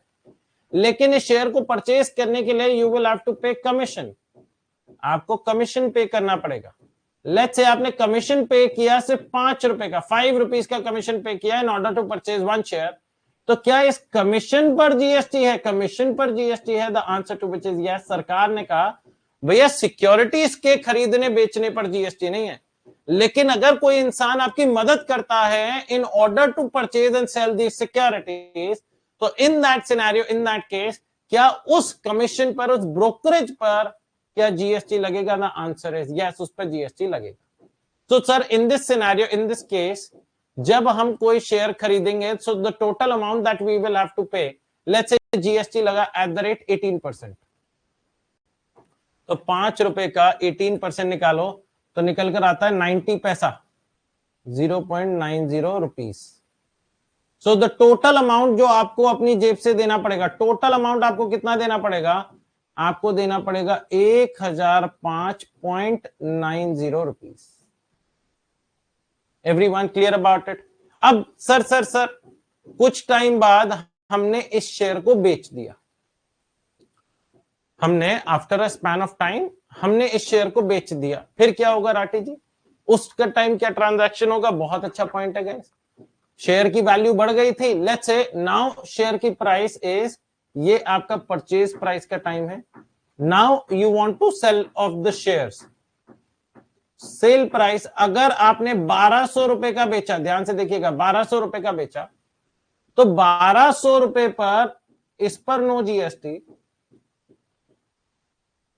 हाउएवर गाइस, हाउएवर ध्यान से देखिएगा, क्या 1200 रुपए पर बेचने पर क्या आपको दोस्तों कमीशन देना पड़ेगा? Again will you have to pay commission, क्योंकि जिससे आपने खरीदवाया था, बिकवाया भी उससे, अगेन आप उसके थ्रू ट्रांजैक्शन कर रहे हैं, will he charge you an amount of money? The answer to which is of course yes. तो वो जब आपसे कमीशन चार्ज करेगा, लेट्स से इस पे कमीशन चार्ज किया गया 10 रुपए का, for the purpose of simplicity मैं ऐसे फिगर्स ले रहा हूं दोस्तों जो इजीली हमारे लिए कैलकुलेटेबल हो। 10 रुपए का कमीशन चार्ज किया गया, तो क्या इस पर जीएसटी? अगेन क्या इस पर जीएसटी है? हाँ जी, इस पर जीएसटी लगेगा। अब 10 रुपए पर आपका जीएसटी लगा दोस्तों, इधर देखिएगा प्लस जीएसटी @18%, 10 रुपए का 18% निकल कर आता है 1.80 रुपीस, तो total the commission amount is 11.8 rupees. तो आपको आपके बैंक अकाउंट में कितना पैसा मिलेगा? Net amount to be received, net amount to be received कितना गाइस? 1200 रुपीज, 1200 माइनस 11.8 रुपीस, 1200 में से 11 रुपए 80 पैसा वो काट लेगा, वो कहेगा ये कमीशन है 10 रुपए का और जीएसटी मेरा, तो 1200 माइनस 11.8 निकल कर आता है 1188.2 रुपीस। ये आपको दोस्तों क्या देना पड़ेगा? दिस इज द अमाउंट जो आपके बैंक अकाउंट में रिसीव होगा। Everyone clear about it? तो यहां पर पढ़ते हैं दोस्तों पहला क्लैरिफिकेशन, कहते हैं the term services to include facilitating और अरेंजिंग ट्रांजैक्शन इन सिक्योरिटीज, कहते हैं since securities are excluded from the definition of both goods and services, any transaction in securities shall not be leviable to GST. However, services provided by agent broker in relation to securities, जिसमें वो आपसे amount charge कर सकते हैं documentation fees के नाम से, broking charges के नाम से, कमीशन के नाम से, सर्विस चार्जेस के नाम से, shall fall under the definition of services and leviable to GST, फिर उस पर आपका जीएसटी लग जाएगा। Everyone clear about it guys? Every one of you clear about this point?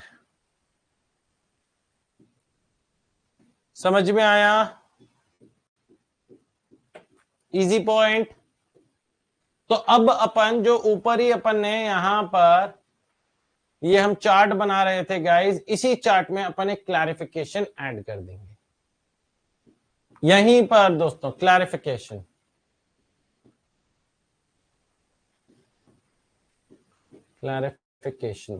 क्योंकि काफी क्लैरिफिकेशंस हैं guys,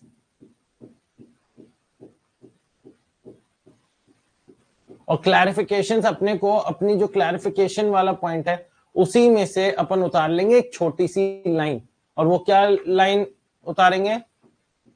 services in relation to transaction in securities, services in relation to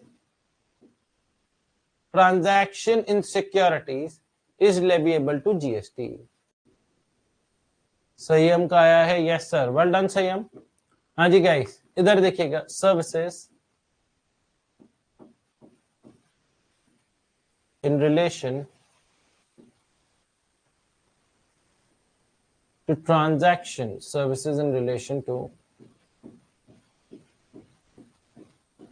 transaction in securities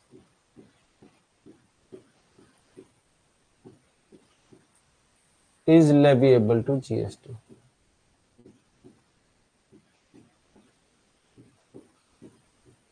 क्या उस पे जीएसटी लगेगा? हाँ जी, उस पे जीएसटी लगेगा. Everyone clear about it? हाँ या ना? बढ़िया गाइस. उसके बाद दोस्तों अपन आगे के पॉइंट्स पे चलते हैं. कहते हैं in order to attract GST on the aforesaid goods and services the supply should be a taxable supply. जैसा कि हम लोगों ने लिखा, it basically means the supply should not be exempted. Supply exempted नहीं होना चाहिए. अगर एग्जेम्प्ट हो गया, सरकार द्वारा माफी मिल गई कि भैया इन प्रोडक्ट या इन सर्विसेज पे जीएसटी मत लगाओ, तो फिर भाई साहब नहीं लगेगा. Goods and services that have been exempted have been discussed in detail in chapter exemptions from GST. आ जाओ भाई. Which of the following does not fall in the definition of goods? ध्यान से देखिए क्वेश्चन में क्या पूछा गया है कि इनमें से कौन सी चीज गुड्स की डेफिनेशन में नहीं आती. मनी नहीं आती, इमूवेबल प्रॉपर्टीज भी नहीं आती, क्योंकि इमूवेबल प्रॉपर्टी दोस्तों सर्विसेज की डेफिनेशन में आती है, क्योंकि गुड्स की डेफिनेशन में सिर्फ मूवेबल प्रॉपर्टीज आती हैं. थर्ड, सिक्योरिटीज, ये भी नहीं आती. D, all of the above. हाँ जी, ये हमारा फेवरेट ऑप्शन रहा है दोस्तों बचपन से, स्कूल से. All of the above, none of the above, ये हमारा फेवरेट है. फिर हम all of the above, none of the above देखने के बाद राठी जी ज्यादा दिमाग ही नहीं लगाते. आपको क्या पता है चीज, हमारा ना अलग ही प्यार है ऑल ऑफ द अबव और नन ऑफ द अबव से. दोस्तों ऐसी कोई हरकत नहीं करिएगा. जरूरी नहीं है कि हर बार all of the above, none of the above हो, है ना. आ जाओ guys. Next, services have been defined under which section? Section 2102. Sir क्या हमें सेक्शन भी ध्यान रखना है? देखो कुछ इंपॉर्टेंट सेक्शंस होंगे जो मैं आगे आप लोगों को बोलूंगा याद रखने के लिए. हाँ, मैं ये नहीं कह रहा हूं कि सर्विसेज का इंपॉर्टेंट डेफिनेशन है. यहां पर मैंने जस्ट क्वेश्चन पूछ लिया, लेकिन ऐसा क्वेश्चन मैंने अभी तक इंस्टीट्यूट के कभी भी पेपर में नहीं पूछा जहां उन्होंने बोला हो कि ये कौन से सेक्शन में डिफाइंड है, वो सेक्शन बताओ. तो services have been defined under section 2 clause 102. तो यहां पर ये जो अपन ने यहाँ पे चार्ट बनाया, और गुड्स सेक्शन 2 क्लॉज 52 का है. तो इधर देखिएगा, यहां पर गुड्स की डेफिनेशन में सेक्शन 2 क्लॉज 52 लिख देता हूं, और यहां पर दोस्तों सर्विसेज की डेफिनेशन में सेक्शन 2 क्लॉज 102 लिख देता हूं. ऑलराइट गाइस, यहां तक क्लियर हुआ. अब बढ़ते हैं आगे गाइस. नेक्स्ट, एक और क्लैरिफिकेशन आई है गाइस. बहुत सारी क्लैरिफिकेशन है आपको दोस्तों. इस चैप्टर में करीब 15 क्लैरिफिकेशन पढ़नी होंगी, जिसमें से अभी तो पहली क्लैरिफिकेशन पढ़ी है. दूसरी clarification, taxability of shares held in a subsidiary company by a holding company. दोस्तों होल्डिंग कंपनी सब्सिडरी कंपनी के शेयर्स होल्ड करती है, तभी होल्डिंग कंपनी को होल्डिंग कंपनी बोला जाता है. करेक्ट बात है ना. अब बात यह आती है कि क्या जो होल्डिंग कंपनी सब्सिडरी कंपनी के शेयर्स होल्ड करती है, क्या उन पर जीएसटी लगना चाहिए? तो सरकार ने कहा कि भैया शेयर्स तो सिक्योरिटीज की डेफिनेशन में आता है. अब सब्सिडरी कंपनी के shares holding company shares hold कर रही है, इसका मतलब ये थोड़ा ना है कि वो शेयर्स नहीं है या वो सिक्योरिटीज नहीं है. राइट, तो एक बहुत सिंपल सा है. अगर ये लॉजिकली भी अंडरस्टूड किया जाए दोस्तों, तो any shares held by holding company in a subsidiary company will fall in the category of securities, and securities does not fall in the definition of either goods और सर्विसेज. एंड देयरफॉर अगर holding company subsidiary company के shares के साथ कुछ transaction करती भी है, तो उन पर कोई जीएसटी नहीं लगेगा, क्योंकि आफ्टर ऑल वो सिक्योरिटीज की डेफिनेशन में ही आते हैं. कहते हैं it is clarified that securities are considered neither as supply of goods nor as services in the definition of goods and services. Further, securities includes shares. This implies shares held by a holding company in the subsidiary company are neither goods nor services. और क्योंकि ना goods है ना services, क्या GST लगने का सवाल उठेगा? The answer to which is no. Therefore, the activity of holding the shares of a subsidiary company by the holding company cannot be treated as supply and cannot be taxed under GST. All right, guys. Everybody clear about it? तो इस पे दोस्तों again clarification number 2. Clarification number 2. No GST on shares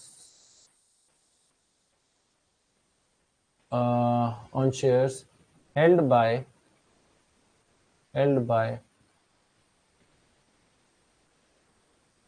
holding company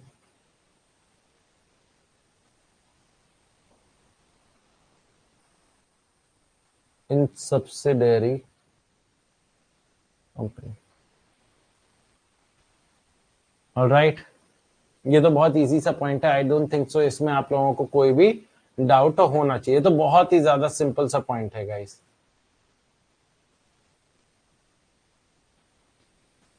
all right, आ जाओ भाई. Next आ जाओ भाई. Clarification on the taxability of ESOP, ESPP, RSU provided by a company to its employees through its overseas holding company. Overseas मतलब जो outside India, overseas मतलब foreign holding company. तो जो होल्डिंग कंपनी है वो इंडिया में स्टैब्लिश नहीं है, होल्डिंग कंपनी आउटसाइड इंडिया है, सब्सिडरी कंपनी इंडिया की है. और जो सब्सिडरी कंपनी में, ध्यान से मेरी बात सुनिएगा, जो सब्सिडरी कंपनी के एम्प्लॉयज हैं उन्हें एम्प्लॉय स्टॉक ऑप्शन प्लान मिला. मतलब आप हमारी कंपनी के शेयर्स खरीद सकते हो और एम्प्लॉयज को generally at a discounted price मिलता है. तो अगर यहां पर शेयर्स अलॉट करे जा रहे हैं बाय द होल्डिंग कंपनी जो आउटसाइड इंडिया है to the employees of subsidiary company, जिसके लिए जो पेमेंट करी जा रही है वो करी जा रही है by the subsidiary company to outside India. After all तो यही हो रहा है ना दोस्तों. इसका एक दोस्तों सिनेरियो बनाता हूं, ध्यान से देखिएगा. ये हमारा प्यारा सा हिंदुस्तान गाइस, ठीक है ना. अब यहां पर है आपकी सब्सिडरी कंपनी और सब्सिडरी कंपनी के एम्प्लॉइज.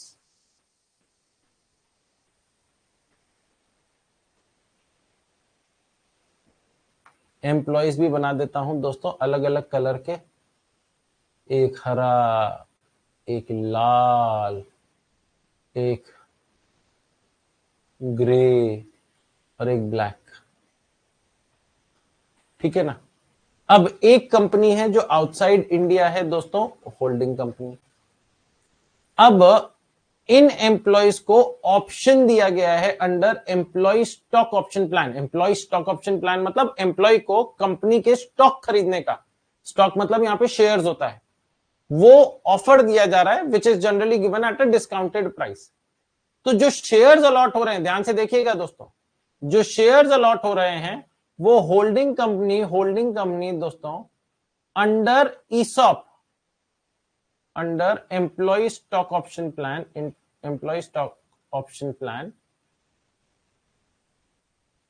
ये इशू कर रहे हैं. होल्डिंग कंपनी इशू कर रही है दोस्तों टू द एम्प्लॉयज, जिसके लिए पेमेंट कौन कर रही है दोस्तों? सब्सिडरी कंपनी कर रही है.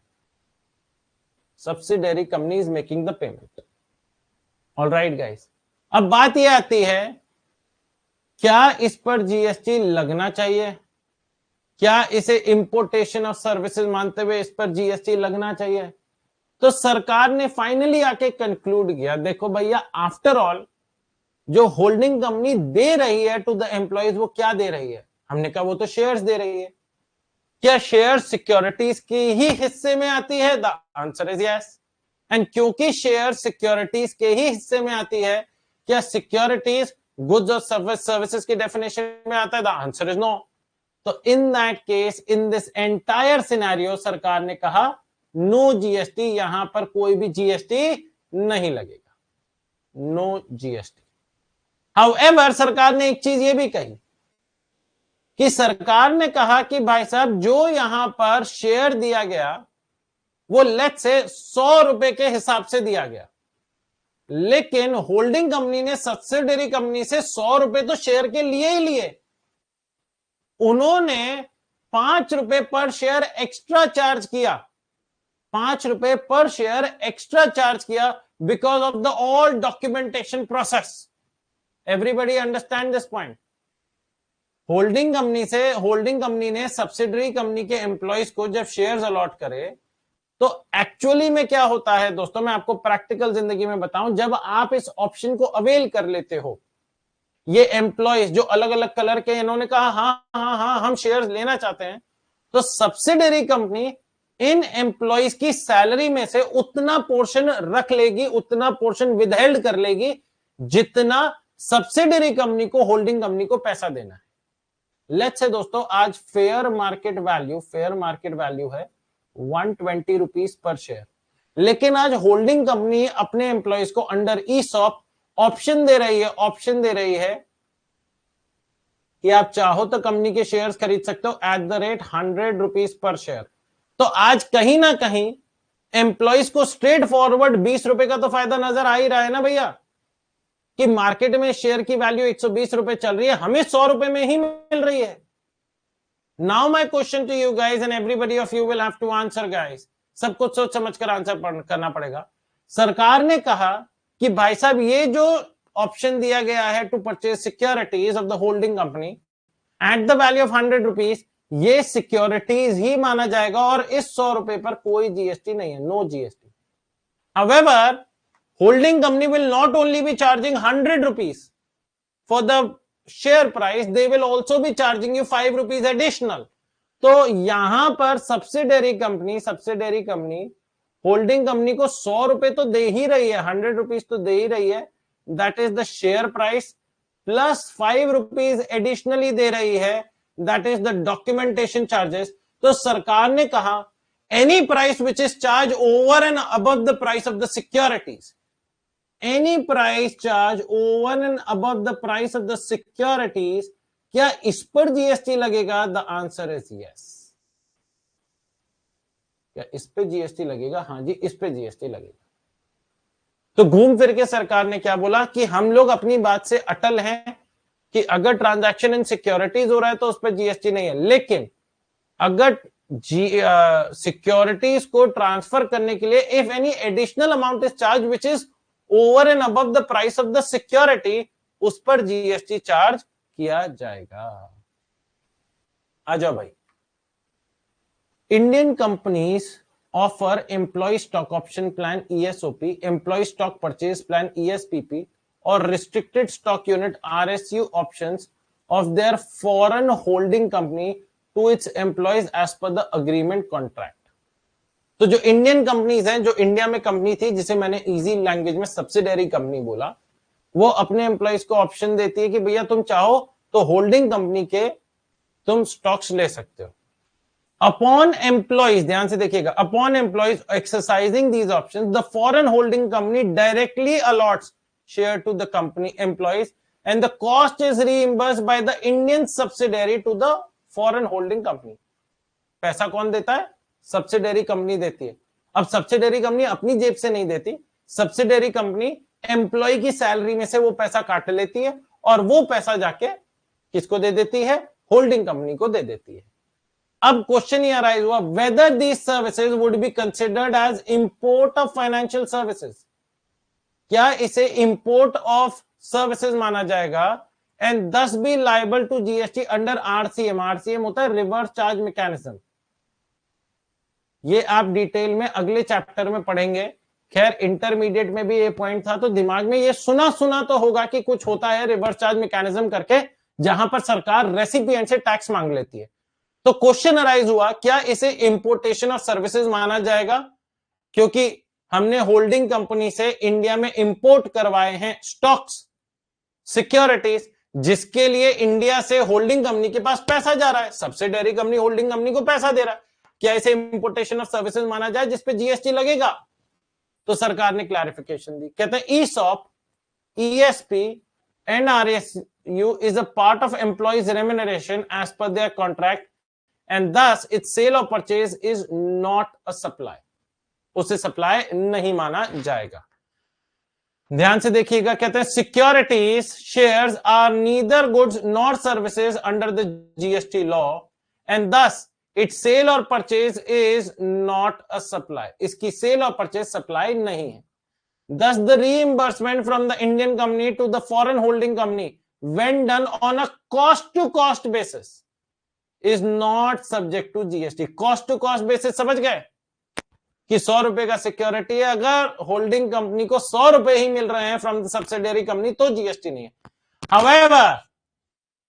However, guys, if any additional fees, markup, commission, etc. किसी भी नाम से बोल दो, is charged by the foreign holding company from the domestic subsidiary for such issuance, it will be considered as supply of service. क्या उसे supply of service माना जाएगा? हाँ जी, that will be considered as supply of service of facilitating the transaction in securities, and GST will be levied on the additional amount being import of services. क्या GST levy किया जाएगा in that scenario? क्या GST levy किया जाएगा in that case? The answer is yes, GST levy किया जाएगा under reverse charge. Reverse charge में जो रेसिपिएंट है हिंदुस्तान में, that is the subsidiary company in India, they will be liable to pay GST on that 500 rupees, on that 5 rupees. Alright guys, आ जाओ case study, फिर अपन आगे बढ़ेंगे.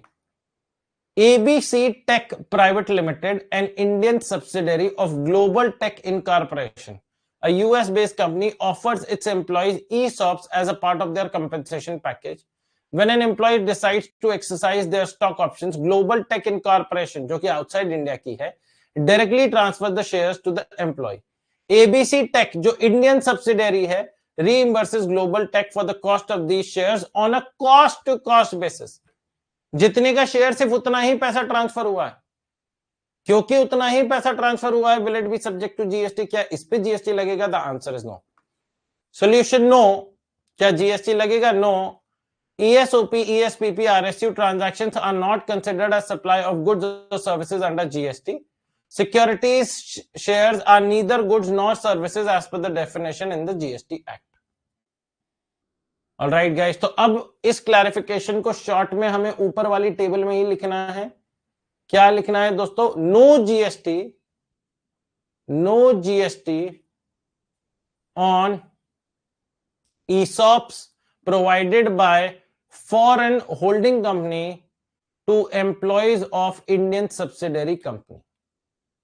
ठीक है ना गाइस? यहां पे थर्ड नोट डाल देते हैं अपन गाइस. आप लोग भी आई एम अज्यूमिंग कि साथ साथ लिख रहे हैं. सही है बेटा, लिख रहे हैं ना? No GST on ESOPs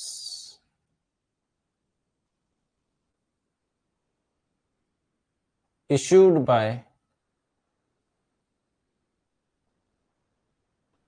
foreign holding company to employees of Indian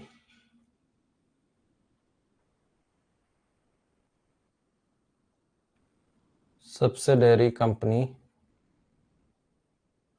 when done on cost to cost basis.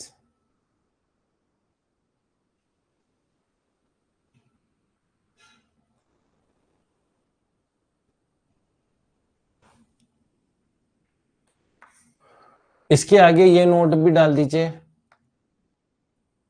GST to be levied on any additional amount charged, on any additional amount charged. Well done, Sayam. Sayam is saying, yes, sir, I am totally writing.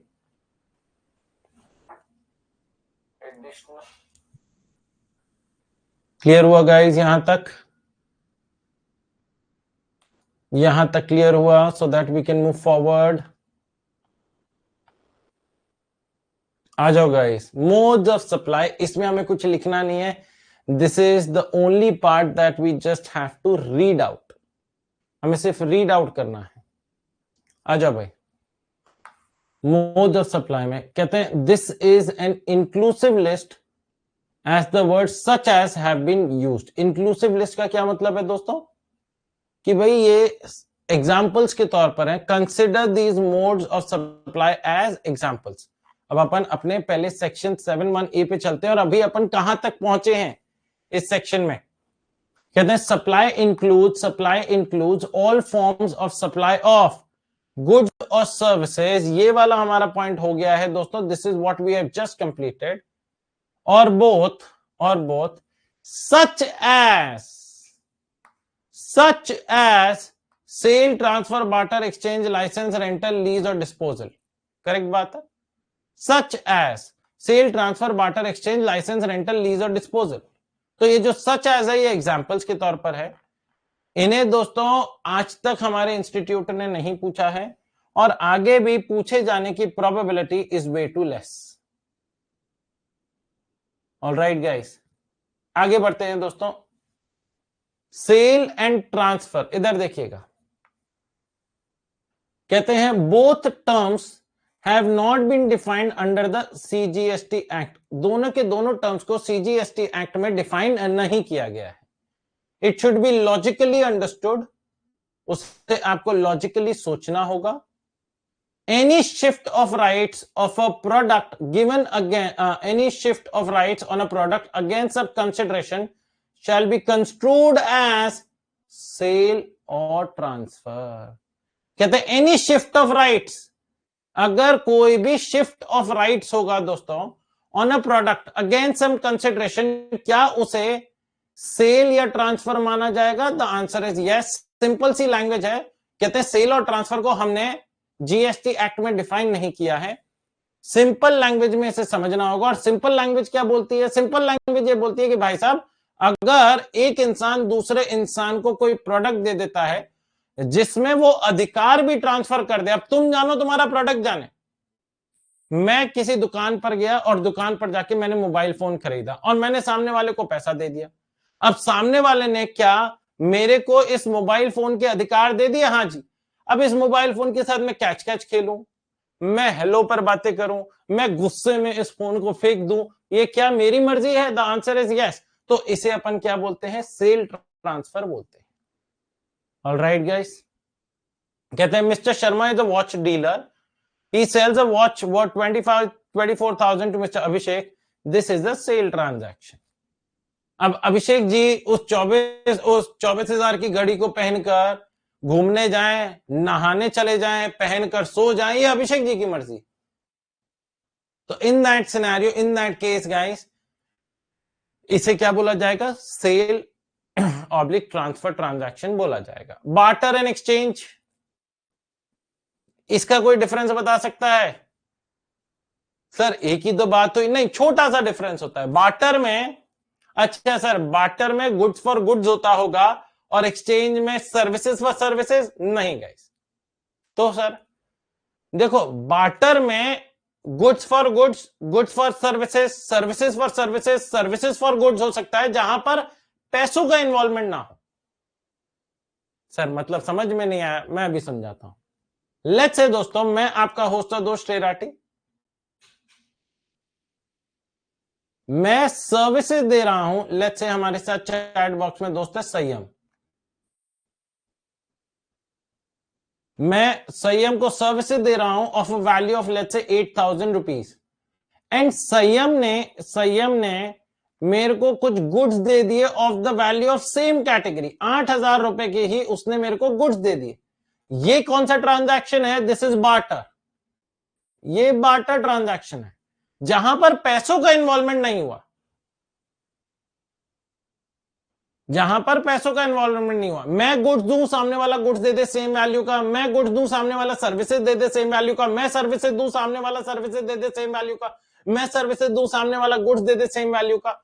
जहां पैसों का involvement नहीं हुआ उसे अपन barter बोलते हैं। लेकिन अगर इसी सिनेरियो में मैंने सर्विसेज दी संयम को 8,000 रुपए की, उसने मेरे को गुड्स 8,000 के नहीं 5,000 के गुड्स दिए और बाकी कैश में 3,000 रुपए दे दिए। 3,000 रुपए उसने बाकी मेरे को ऐसे पेमेंट कर दी। तो इसको अपन क्या बोलेंगे दोस्तों, what are we gonna call this, इसको अपन क्या बोलेंगे गाइस, देन ये वाला आपका एक्सचेंज कहलाएगा। जहां पर दोस्तों, जहां पर पैसा इन्वॉल्वमेंट भी होता है। जैसे अगर आपको कोई नई गाड़ी खरीदनी होती है, आप पुरानी गाड़ी लेके शोरूम में जाते हो, वो पुरानी गाड़ी की वैल्यूएशन निकालते, कहते हैं 4 लाख की पुरानी गाड़ी की वैल्यूएशन है, नई गाड़ी जो आप खरीद रहे हो वो 11 लाख की है। तो आप क्या ऐसे करते हो, देखो देखो भैया हमने पुरानी गाड़ी आपको दी, गाड़ी तो दी ना, अब आप हमें नई गाड़ी दे दो, okay thank you, Ram Ram, bye bye, tata, ऐसे करते हो नहीं ना। आप उसे पुरानी गाड़ी की चाबी देते हो, आप 7 लाख रुपए और भी दोगे तभी तो वो आपको नई गाड़ी की चाबी देगा, आया ना। तो ये जो 11 लाख रुपए हैं, जो 11 लाख रुपए हैं, ये जो ट्रांजैक्शन होगा that will be considered as an exchange, जहां पर पैसा इन्वॉल्वमेंट भी हुआ। तो exchange is basically a combination of barter plus money. Okay, कहते हैं while barter may deal with the transaction which only includes an exchange of goods or services, exchange may cover a situation where the goods are partly paid in for goods and partly in money. Where there is a barter of goods and services, same activity constitutes supply as well as consideration.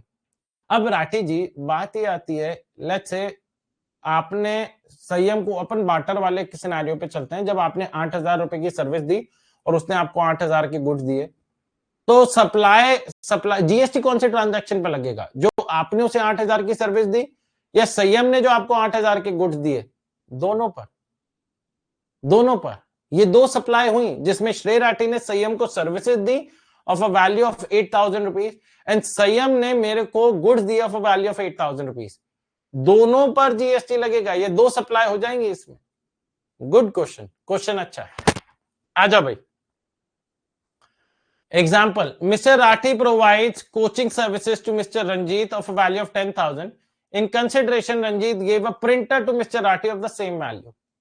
10,000 का उसने मुझे printer दे दिया, तो क्या दोस्तों ये barter हो गया? हाँ जी। For example of exchange, Mr. Sahil exchanged his old bike. साहिल ने ओल्ड बाइक एक्सचेंज करी for 35,000 with a new bike worth 80,000 by paying the balance in cash to the bike dealer. ये क्या हुआ? अच्छा समझ गया राठी जी, ये एक्सचेंज हो गया, बिल्कुल सही। लाइसेंस, लीज, रेंटल, सर इनमें से हमें क्या कुछ भी लिखने की जरूरत है? The answer to which is no, nothing needs to be written. Permission granted by competent authority to engage in a business और एनी एक्टिविटी, लाइसेंस मिलता है, जैसे आपको ड्राइविंग लाइसेंस भी मिलता है, तो ड्राइविंग लाइसेंस मिलता है तो आप गाड़ी चला सकते हैं। वैसे ही आप कोई दुकान खोलना चाहते हैं, आपको उसके लिए लाइसेंस की जरूरत पड़ती है।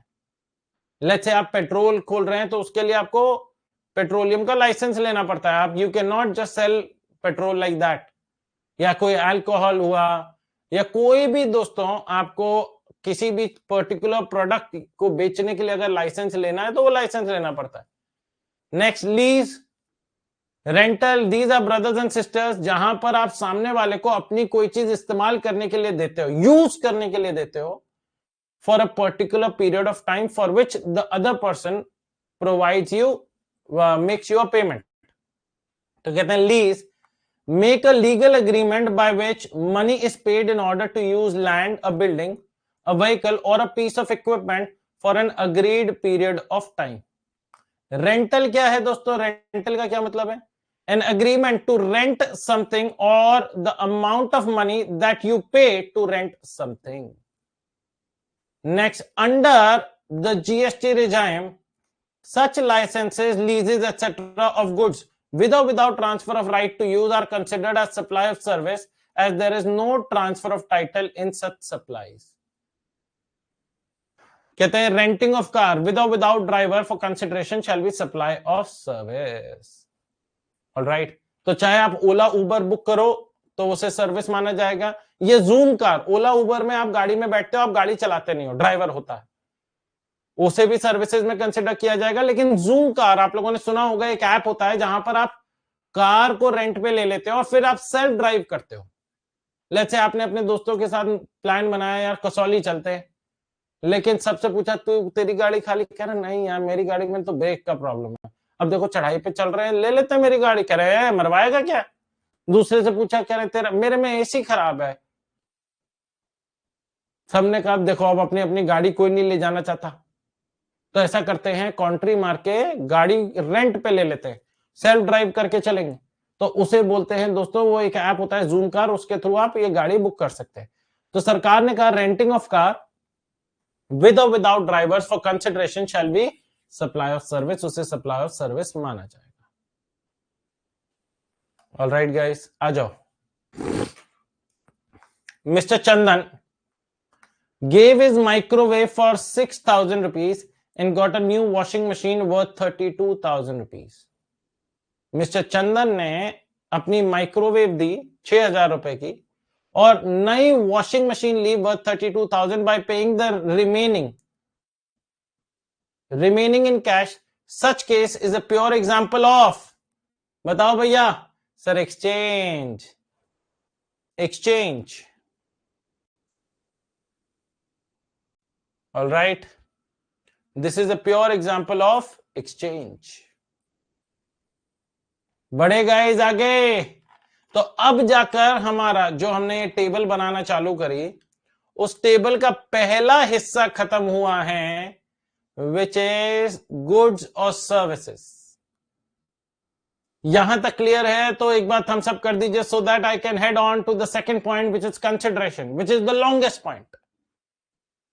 कंसिडरेशन आज हमारा कंप्लीट हो भी नहीं पाएगा, उसमें इतने क्लैरिफिकेशंस हैं। आ जाओ भाई, कंसिडरेशन पे चलते। देखना 1 2 3 4 5 6 और उसके बाद ये वारंटी वाला है, ये मैं बाद में पढ़ाऊंगा जब आईटीसी वाले चैप्टर में पहुंचेंगे।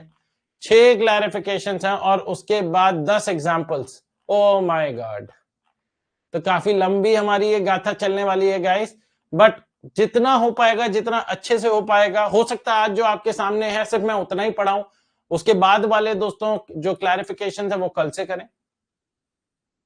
आ जाओ, कहते हैं it covers anything which might be possibility done given और made in exchange for something else. आप लोग जानते हो कंसिडरेशन मतलब सर सामने वाले ने भी हमारे को कुछ दिया हो, उसी को कंसिडरेशन बोलते हैं।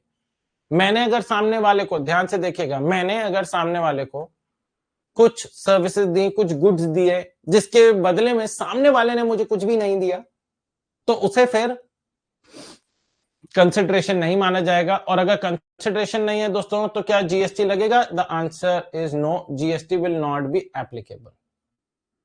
तो कहते हैं it can be in money और kind for a consideration. Further, a consideration need not always flow from the recipient of the supply, it can also be made by a third person.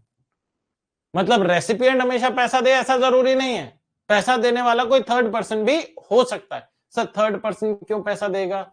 Let's say mister A ने goods mister B को बेचे थे,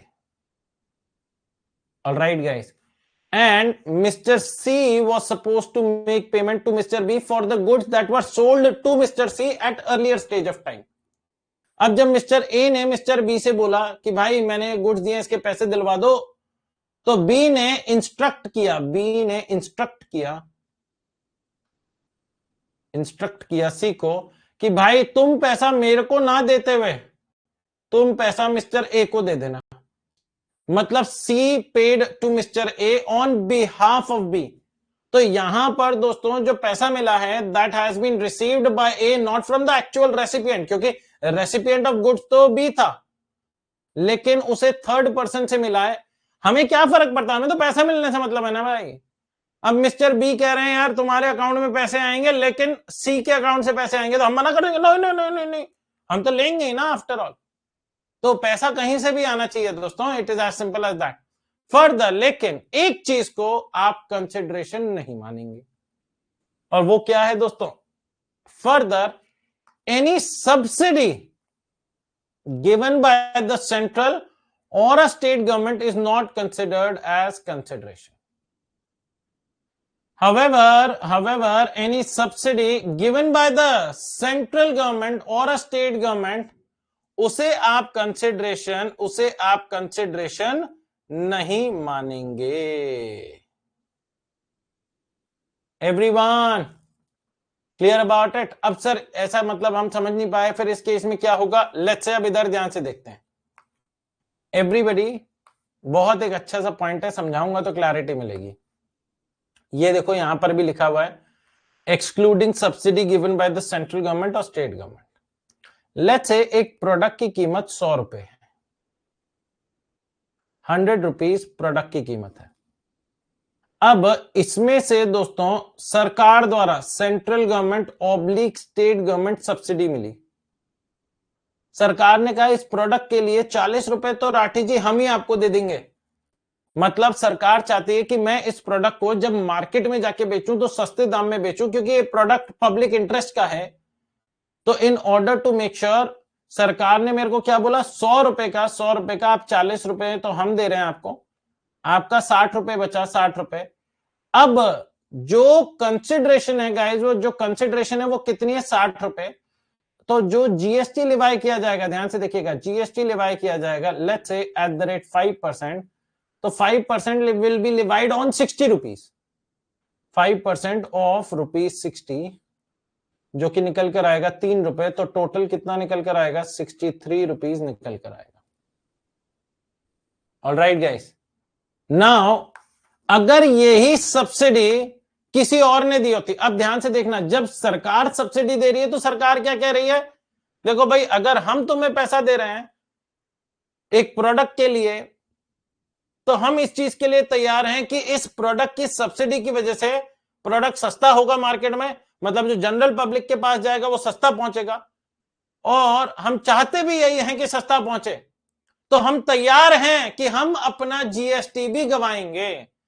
आज अगर सरकार मुझे subsidy नहीं देती, अगर सरकार सब्सिडी नहीं देती तो प्रोडक्ट की प्राइस 100 ही होती. सब्सिडी नहीं मिलती तो 100 रुपए पर जीएसटी लगता, तो जीएसटी 5 रुपए लगता. 100 का 5% 5 रुपए. लेकिन सरकार ने कहा भैया हम तुम्हें 40 रुपए दे रहे हैं, तो we are also ready to forgo our GST portion. हम 5 से 3 रुपए पर गिरने के लिए भी तैयार हैं, क्योंकि ये जो प्रोडक्ट है ये पब्लिक इंटरेस्ट का है ना. तो ठीक है, कोई बात नहीं, 5 से 3 होने दो. अब बात ये आती है कि what will happen if the subsidy is provided by a person who is a non government body. सरकार ने कहा, ध्यान से देखना राठी जी, अगर प्रोडक्ट की प्राइस 100 रुपए है और कोई नॉन गवर्नमेंट सब्सिडी मिली,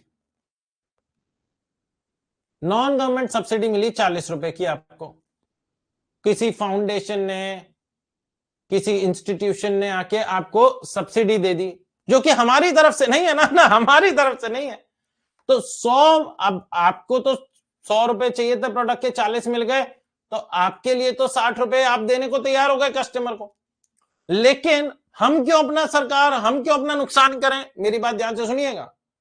सरकार कहती है हम क्यों अपना नुकसान करें भाई, कोई और आके तुम्हें सब्सिडी दे गया, उस वजह से तुमने प्रोडक्ट का प्राइस गिरा दिया. अब क्योंकि प्रोडक्ट का प्राइस गिरेगा और जीएसटी तो परसेंटेज के बेसिस पर आती है, तो हमारा जीएसटी भी गिरेगा. हमने कहा मोदी जी क्या करें, गिरेगा तो गिरेगा, करें ना, हम ना गिरने देंगे. मैंने कहा मोदी जी फिर कह रहे हैं जब जीएसटी लिवाई किया जाएगा, ध्यान से देखिएगा दोस्तों, जब जीएसटी लिवाई करा जाएगा दोस्तों, तो then GST will be levied at the rate 5% of 100 rupees, क्योंकि हमारा नुकसान नहीं होना चाहिए because of a non government subsidy. तो यहां पर जो जीएसटी लगेगा वो 5 रुपए लगेगा. तो मैं मार्केट में प्रोडक्ट को कितने का बेचूंगा? मैं मार्केट में प्रोडक्ट 65 का बेचूंगा, क्योंकि मोदी जी किसी दूसरे की सब्सिडी की वजह से अपना प्राइस कम नहीं करना चाहते. ऑलराइट गाइस, तो ओनली द गवर्नमेंट सब्सिडी, ध्यान से सुनिएगा दोस्तों, only the government subsidy is allowed to be reduce from the value of supply in order to arrive at the value जिसपे जीएसटी का रेट लगाया जाए. अगर नॉन गवर्नमेंट सब्सिडी मिलती है, नॉन गवर्नमेंट सब्सिडी मिलेगी, तो सरकार ने कहा भैया ओहो, नॉन गवर्नमेंट सब्सिडी की वजह से सरकार का टैक्स का नुकसान नहीं होने दूंगा, तो सरकार फिर GST will Levi on the gross amount, okay, on the price before the reduction of subsidy. तो इधर देखिएगा, कंसिडरेशन को पढ़ते हैं अपन। कहते हैं कंसिडरेशन पेमेंट इन मनी और इन काइंड, जिसकी पेमेंट रेसिपिएंट कर दे या एनी अदर पर्सन कर दे, which will exclude, what will that exclude? Subsidy given by the central or the state government, but consideration shall also include monetary value of any act or forbearance for the supply. Let's say guys, मैं अपना coaching centre खोल के बैठा था दिल्ली के main coaching hub में, Rathi taxation classes या श्रेय राठी क्लासेस जो एक्चुअली नाम है। अब दोस्तों संयम ने मेरे बगल में आके भाटिया टैक्स क्लासेस के नाम से खोल लिया। संयम भाटिया पूरा नाम है हमारे दोस्त का, तो उसने भाटिया टैक्स क्लासेस के नाम से खोल लिया।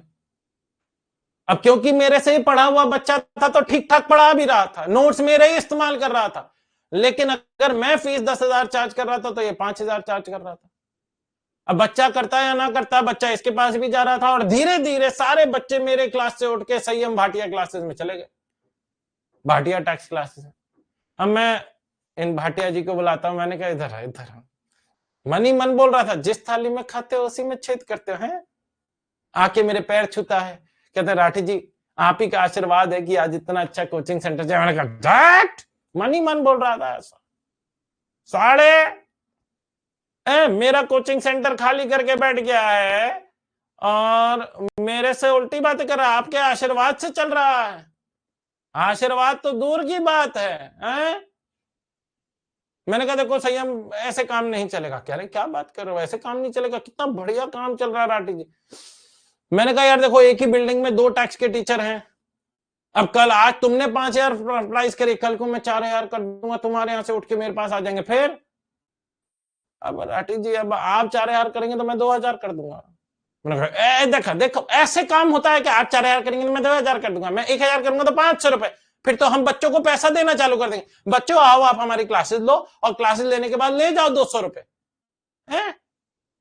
तो मैंने कहा देखो मैं तुम्हें ना ऐसा करता हूं, मैं तुम्हें 5 लाख रुपए देता हूं, तुम यहां से अपना कोचिंग सेंटर बंद करके कहीं और चले जाओ। तो अगर आपको पैसा दिया गया है for not carrying out any activity, तो क्या वो भी एक कंसिडरेशन का हिस्सा है?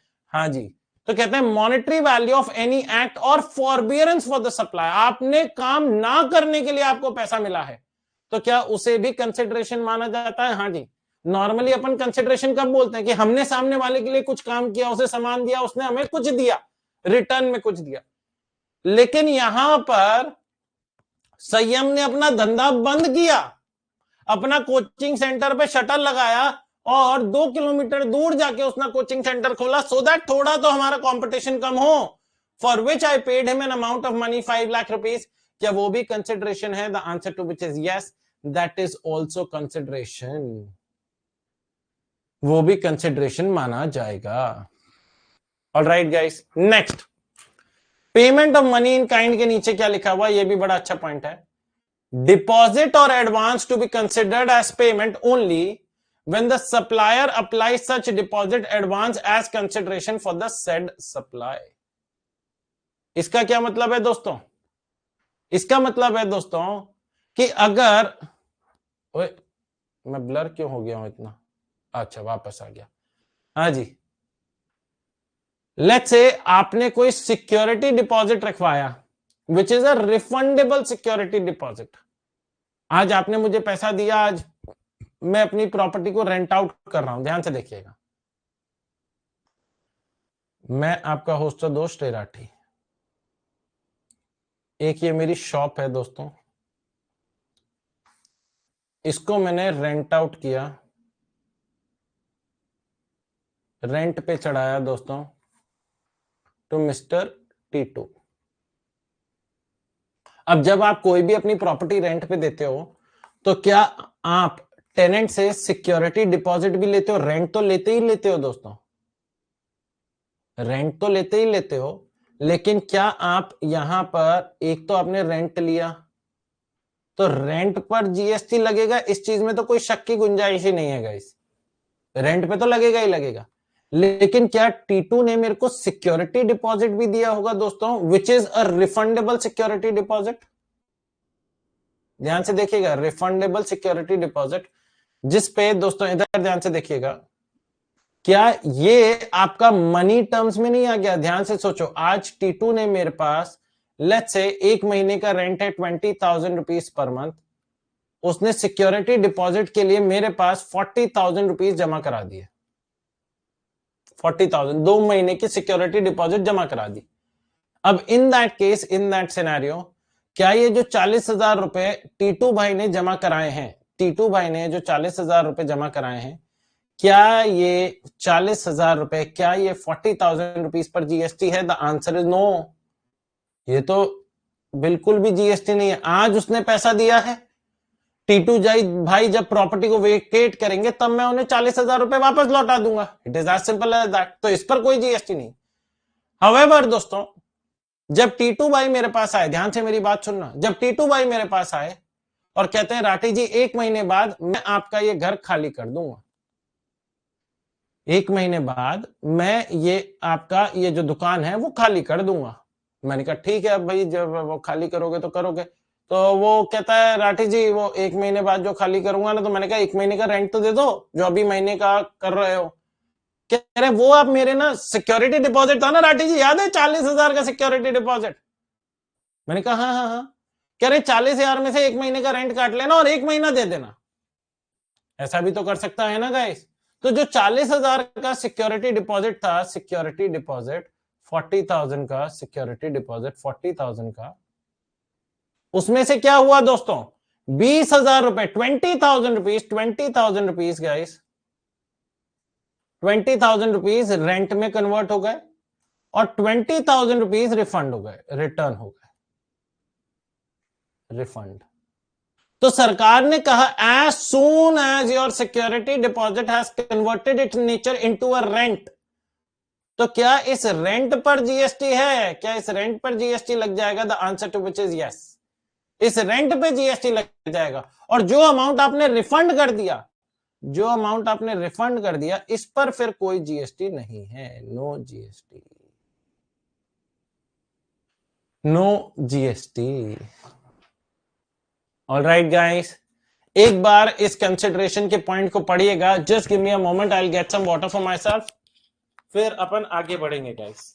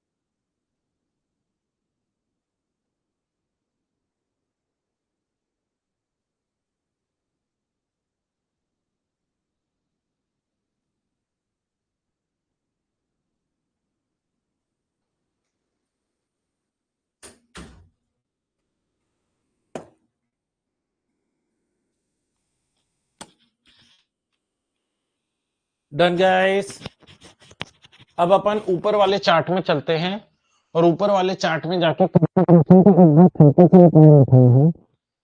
कंसिडरेशन में anything in return except one thing and that is, ये एक्सेप्ट टू थिंग्स अपने को लिखना चाहिए इसमें, और दूसरा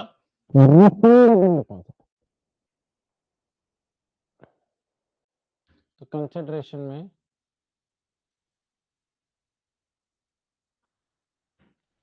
anything in return anything in return except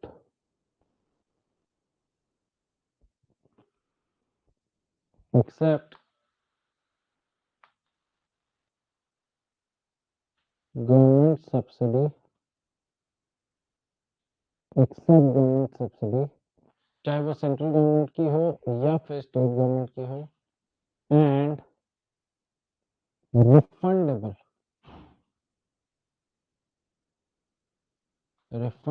deposit.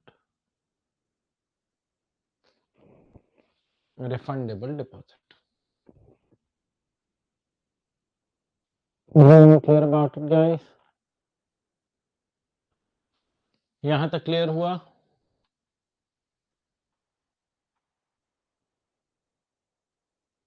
अब अपन आते हैं क्लैरिफिकेशन पे। अभी तक कितना? Okay guys, it's been almost 1 hour 50 minutes guys, अभी तक 1 hour 46 minutes। आज का सेशन पहला सेशन है, मैं ज्यादा लंबा नहीं करा रहा हूँ, नहीं तो बच्चे थक जाएंगे, बच्चे कहेंगे अरे राठी जी पहले दिन ही इतना जोर आजमा लिया हमारे ऊपर। तो what we will do guys, आज अपन अपना सेशन यहीं तक रखेंगे, फिर इस सेशन को यहीं से कंटिन्यू करेंगे गाइस, कंसिडरेशन वाले पार्ट को खत्म करेंगे, उसके बाद देखते हैं बिजनेस इस सब पे जाएंगे, and we will try to wind up section 71A by tomorrow. Okay, and if the time permit section 71B तक भी अपन कर लेंगे, यहां तक करने की कोशिश करेंगे guys in tomorrow session. This is what we should be trying to do. Okay, तो यहां तक अपन कवर अप करने की कोशिश करेंगे एवरीवन, एंड देन हम लोग दोस्तों सेक्शन 71C और 72, तो 3 फिर 4 5 सेशंस में दोस्तों हमारा ये चैप्टर कंप्लीट हो जाना चाहिए। Within a span of 5 sessions we should be able to complete this session. अच्छा, जब चैप्टर कंप्लीट हो जाएगा तो उसके बाद एक क्वेश्चंस प्रैक्टिस सेशन रखेंगे, जिसमें क्वेश्चन बैंक्स के क्वेश्चंस करेंगे। जैसे जैसे दोस्तों बुक्स बनती जाएंगी, मैं ई बुक्स के तौर पर आपको देता जाऊंगा। मैं इसमें जो आपका उसी में जाएंगे, आप ई बुक्स में जाकर तो मैंने सप्लाई अंडर जीएसटी चैप्टर को अपलोड कर दिया है। ऑलराइट, तो आप लोग उसे रेफर कर सकते हैं, ये जब खुद से भी पढ़ाई करेंगे तो आपको मिल जाएगा। ओके, और आप लोग चाहेंगे तो मैं इसका डाउनलोडेबल फॉर्म भी आपको दे दूंगा, because at this point of time the hard copy books is not available for subscription, तो आप लोग खुद से भी प्रिंट आउट निकाल सकते हैं इसका। ओके, चलो जी गाइस, आज का सेशन का रिवाइज करते हैं। आज हम लोगों ने क्या क्या किया। सबसे पहले दोस्तों, supply is the foundation stone, it is the taxable event. अगर एक ट्रांजैक्शन को आप सप्लाई घोषित नहीं कर पाओगे तो उस पर आप जीएसटी नहीं लगा सकते हो। फिर सेक्शन 71A पर पहुंचे, और इस चार्ट की मदद से ही पूरा का पूरा रिवाइज कर लेंगे गाइस। इस चार्ट की मदद से आज जो हम लोगों ने पढ़ा वो पूरा का पूरा आपके सामने आ जाएगा।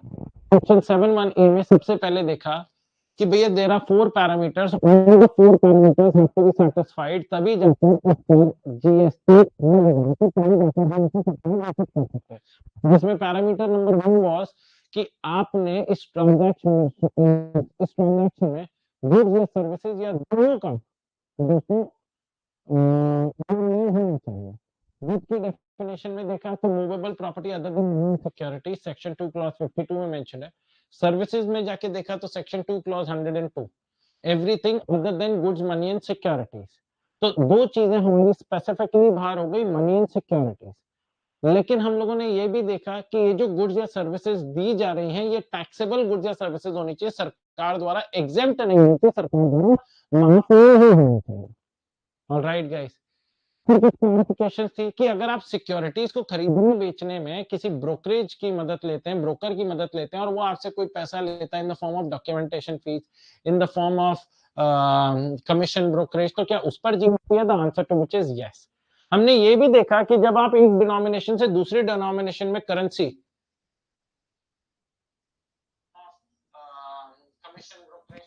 माइक तो क्लियर आवाज आ रही है सही है बेटा? हमने ये भी देखा कि जब आप एक डिनोमिनेशन से दूसरे डिनोमिनेशन, आवाज तो क्लियर सही आ रही है। एक बार आप अपना ऑडियो भी चेक करें बेटा।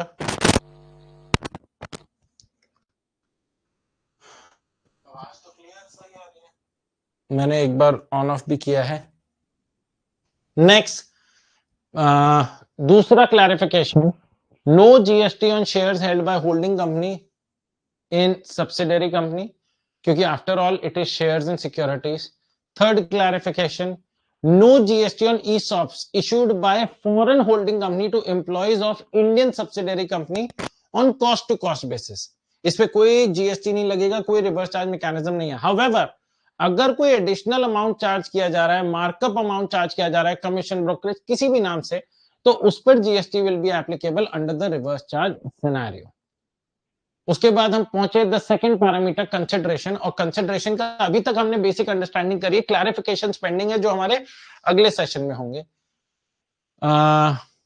बेसिक अंडरस्टैंडिंग क्या बोलती है? Consideration is anything in return, it can be in money form और it can be in kind, it can flow from the recipient or any third person. However, there will be two things which will not be considered as consideration, जिसे consideration नहीं माना जाएगा। पहला government subsidy and दूसरा refundable deposit.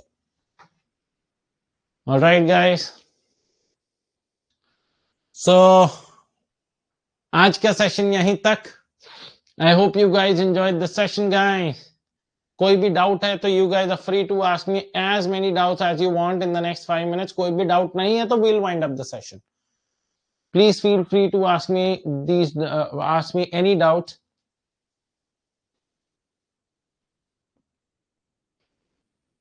हो सकता है अगला session, tomorrow session will be a little longer than today's session guys. आज हमारा ये session almost 1 hour 52 1 hour 53 minute, मतलब 2 घंटे के आसपास हो सकता है। 2 घंटे 20 मिनट का हो, 25 मिनट का। Everyone clear about it? Seems like there are no doubts. तो आज का सेशन हम यहीं तक रखेंगे। ये साथ साथ टेबल बनानी है, जो मैंने आपको नोट्स प्रोवाइड करे हैं उसके थ्रू आप लोग रिवाइज कर सकते हैं।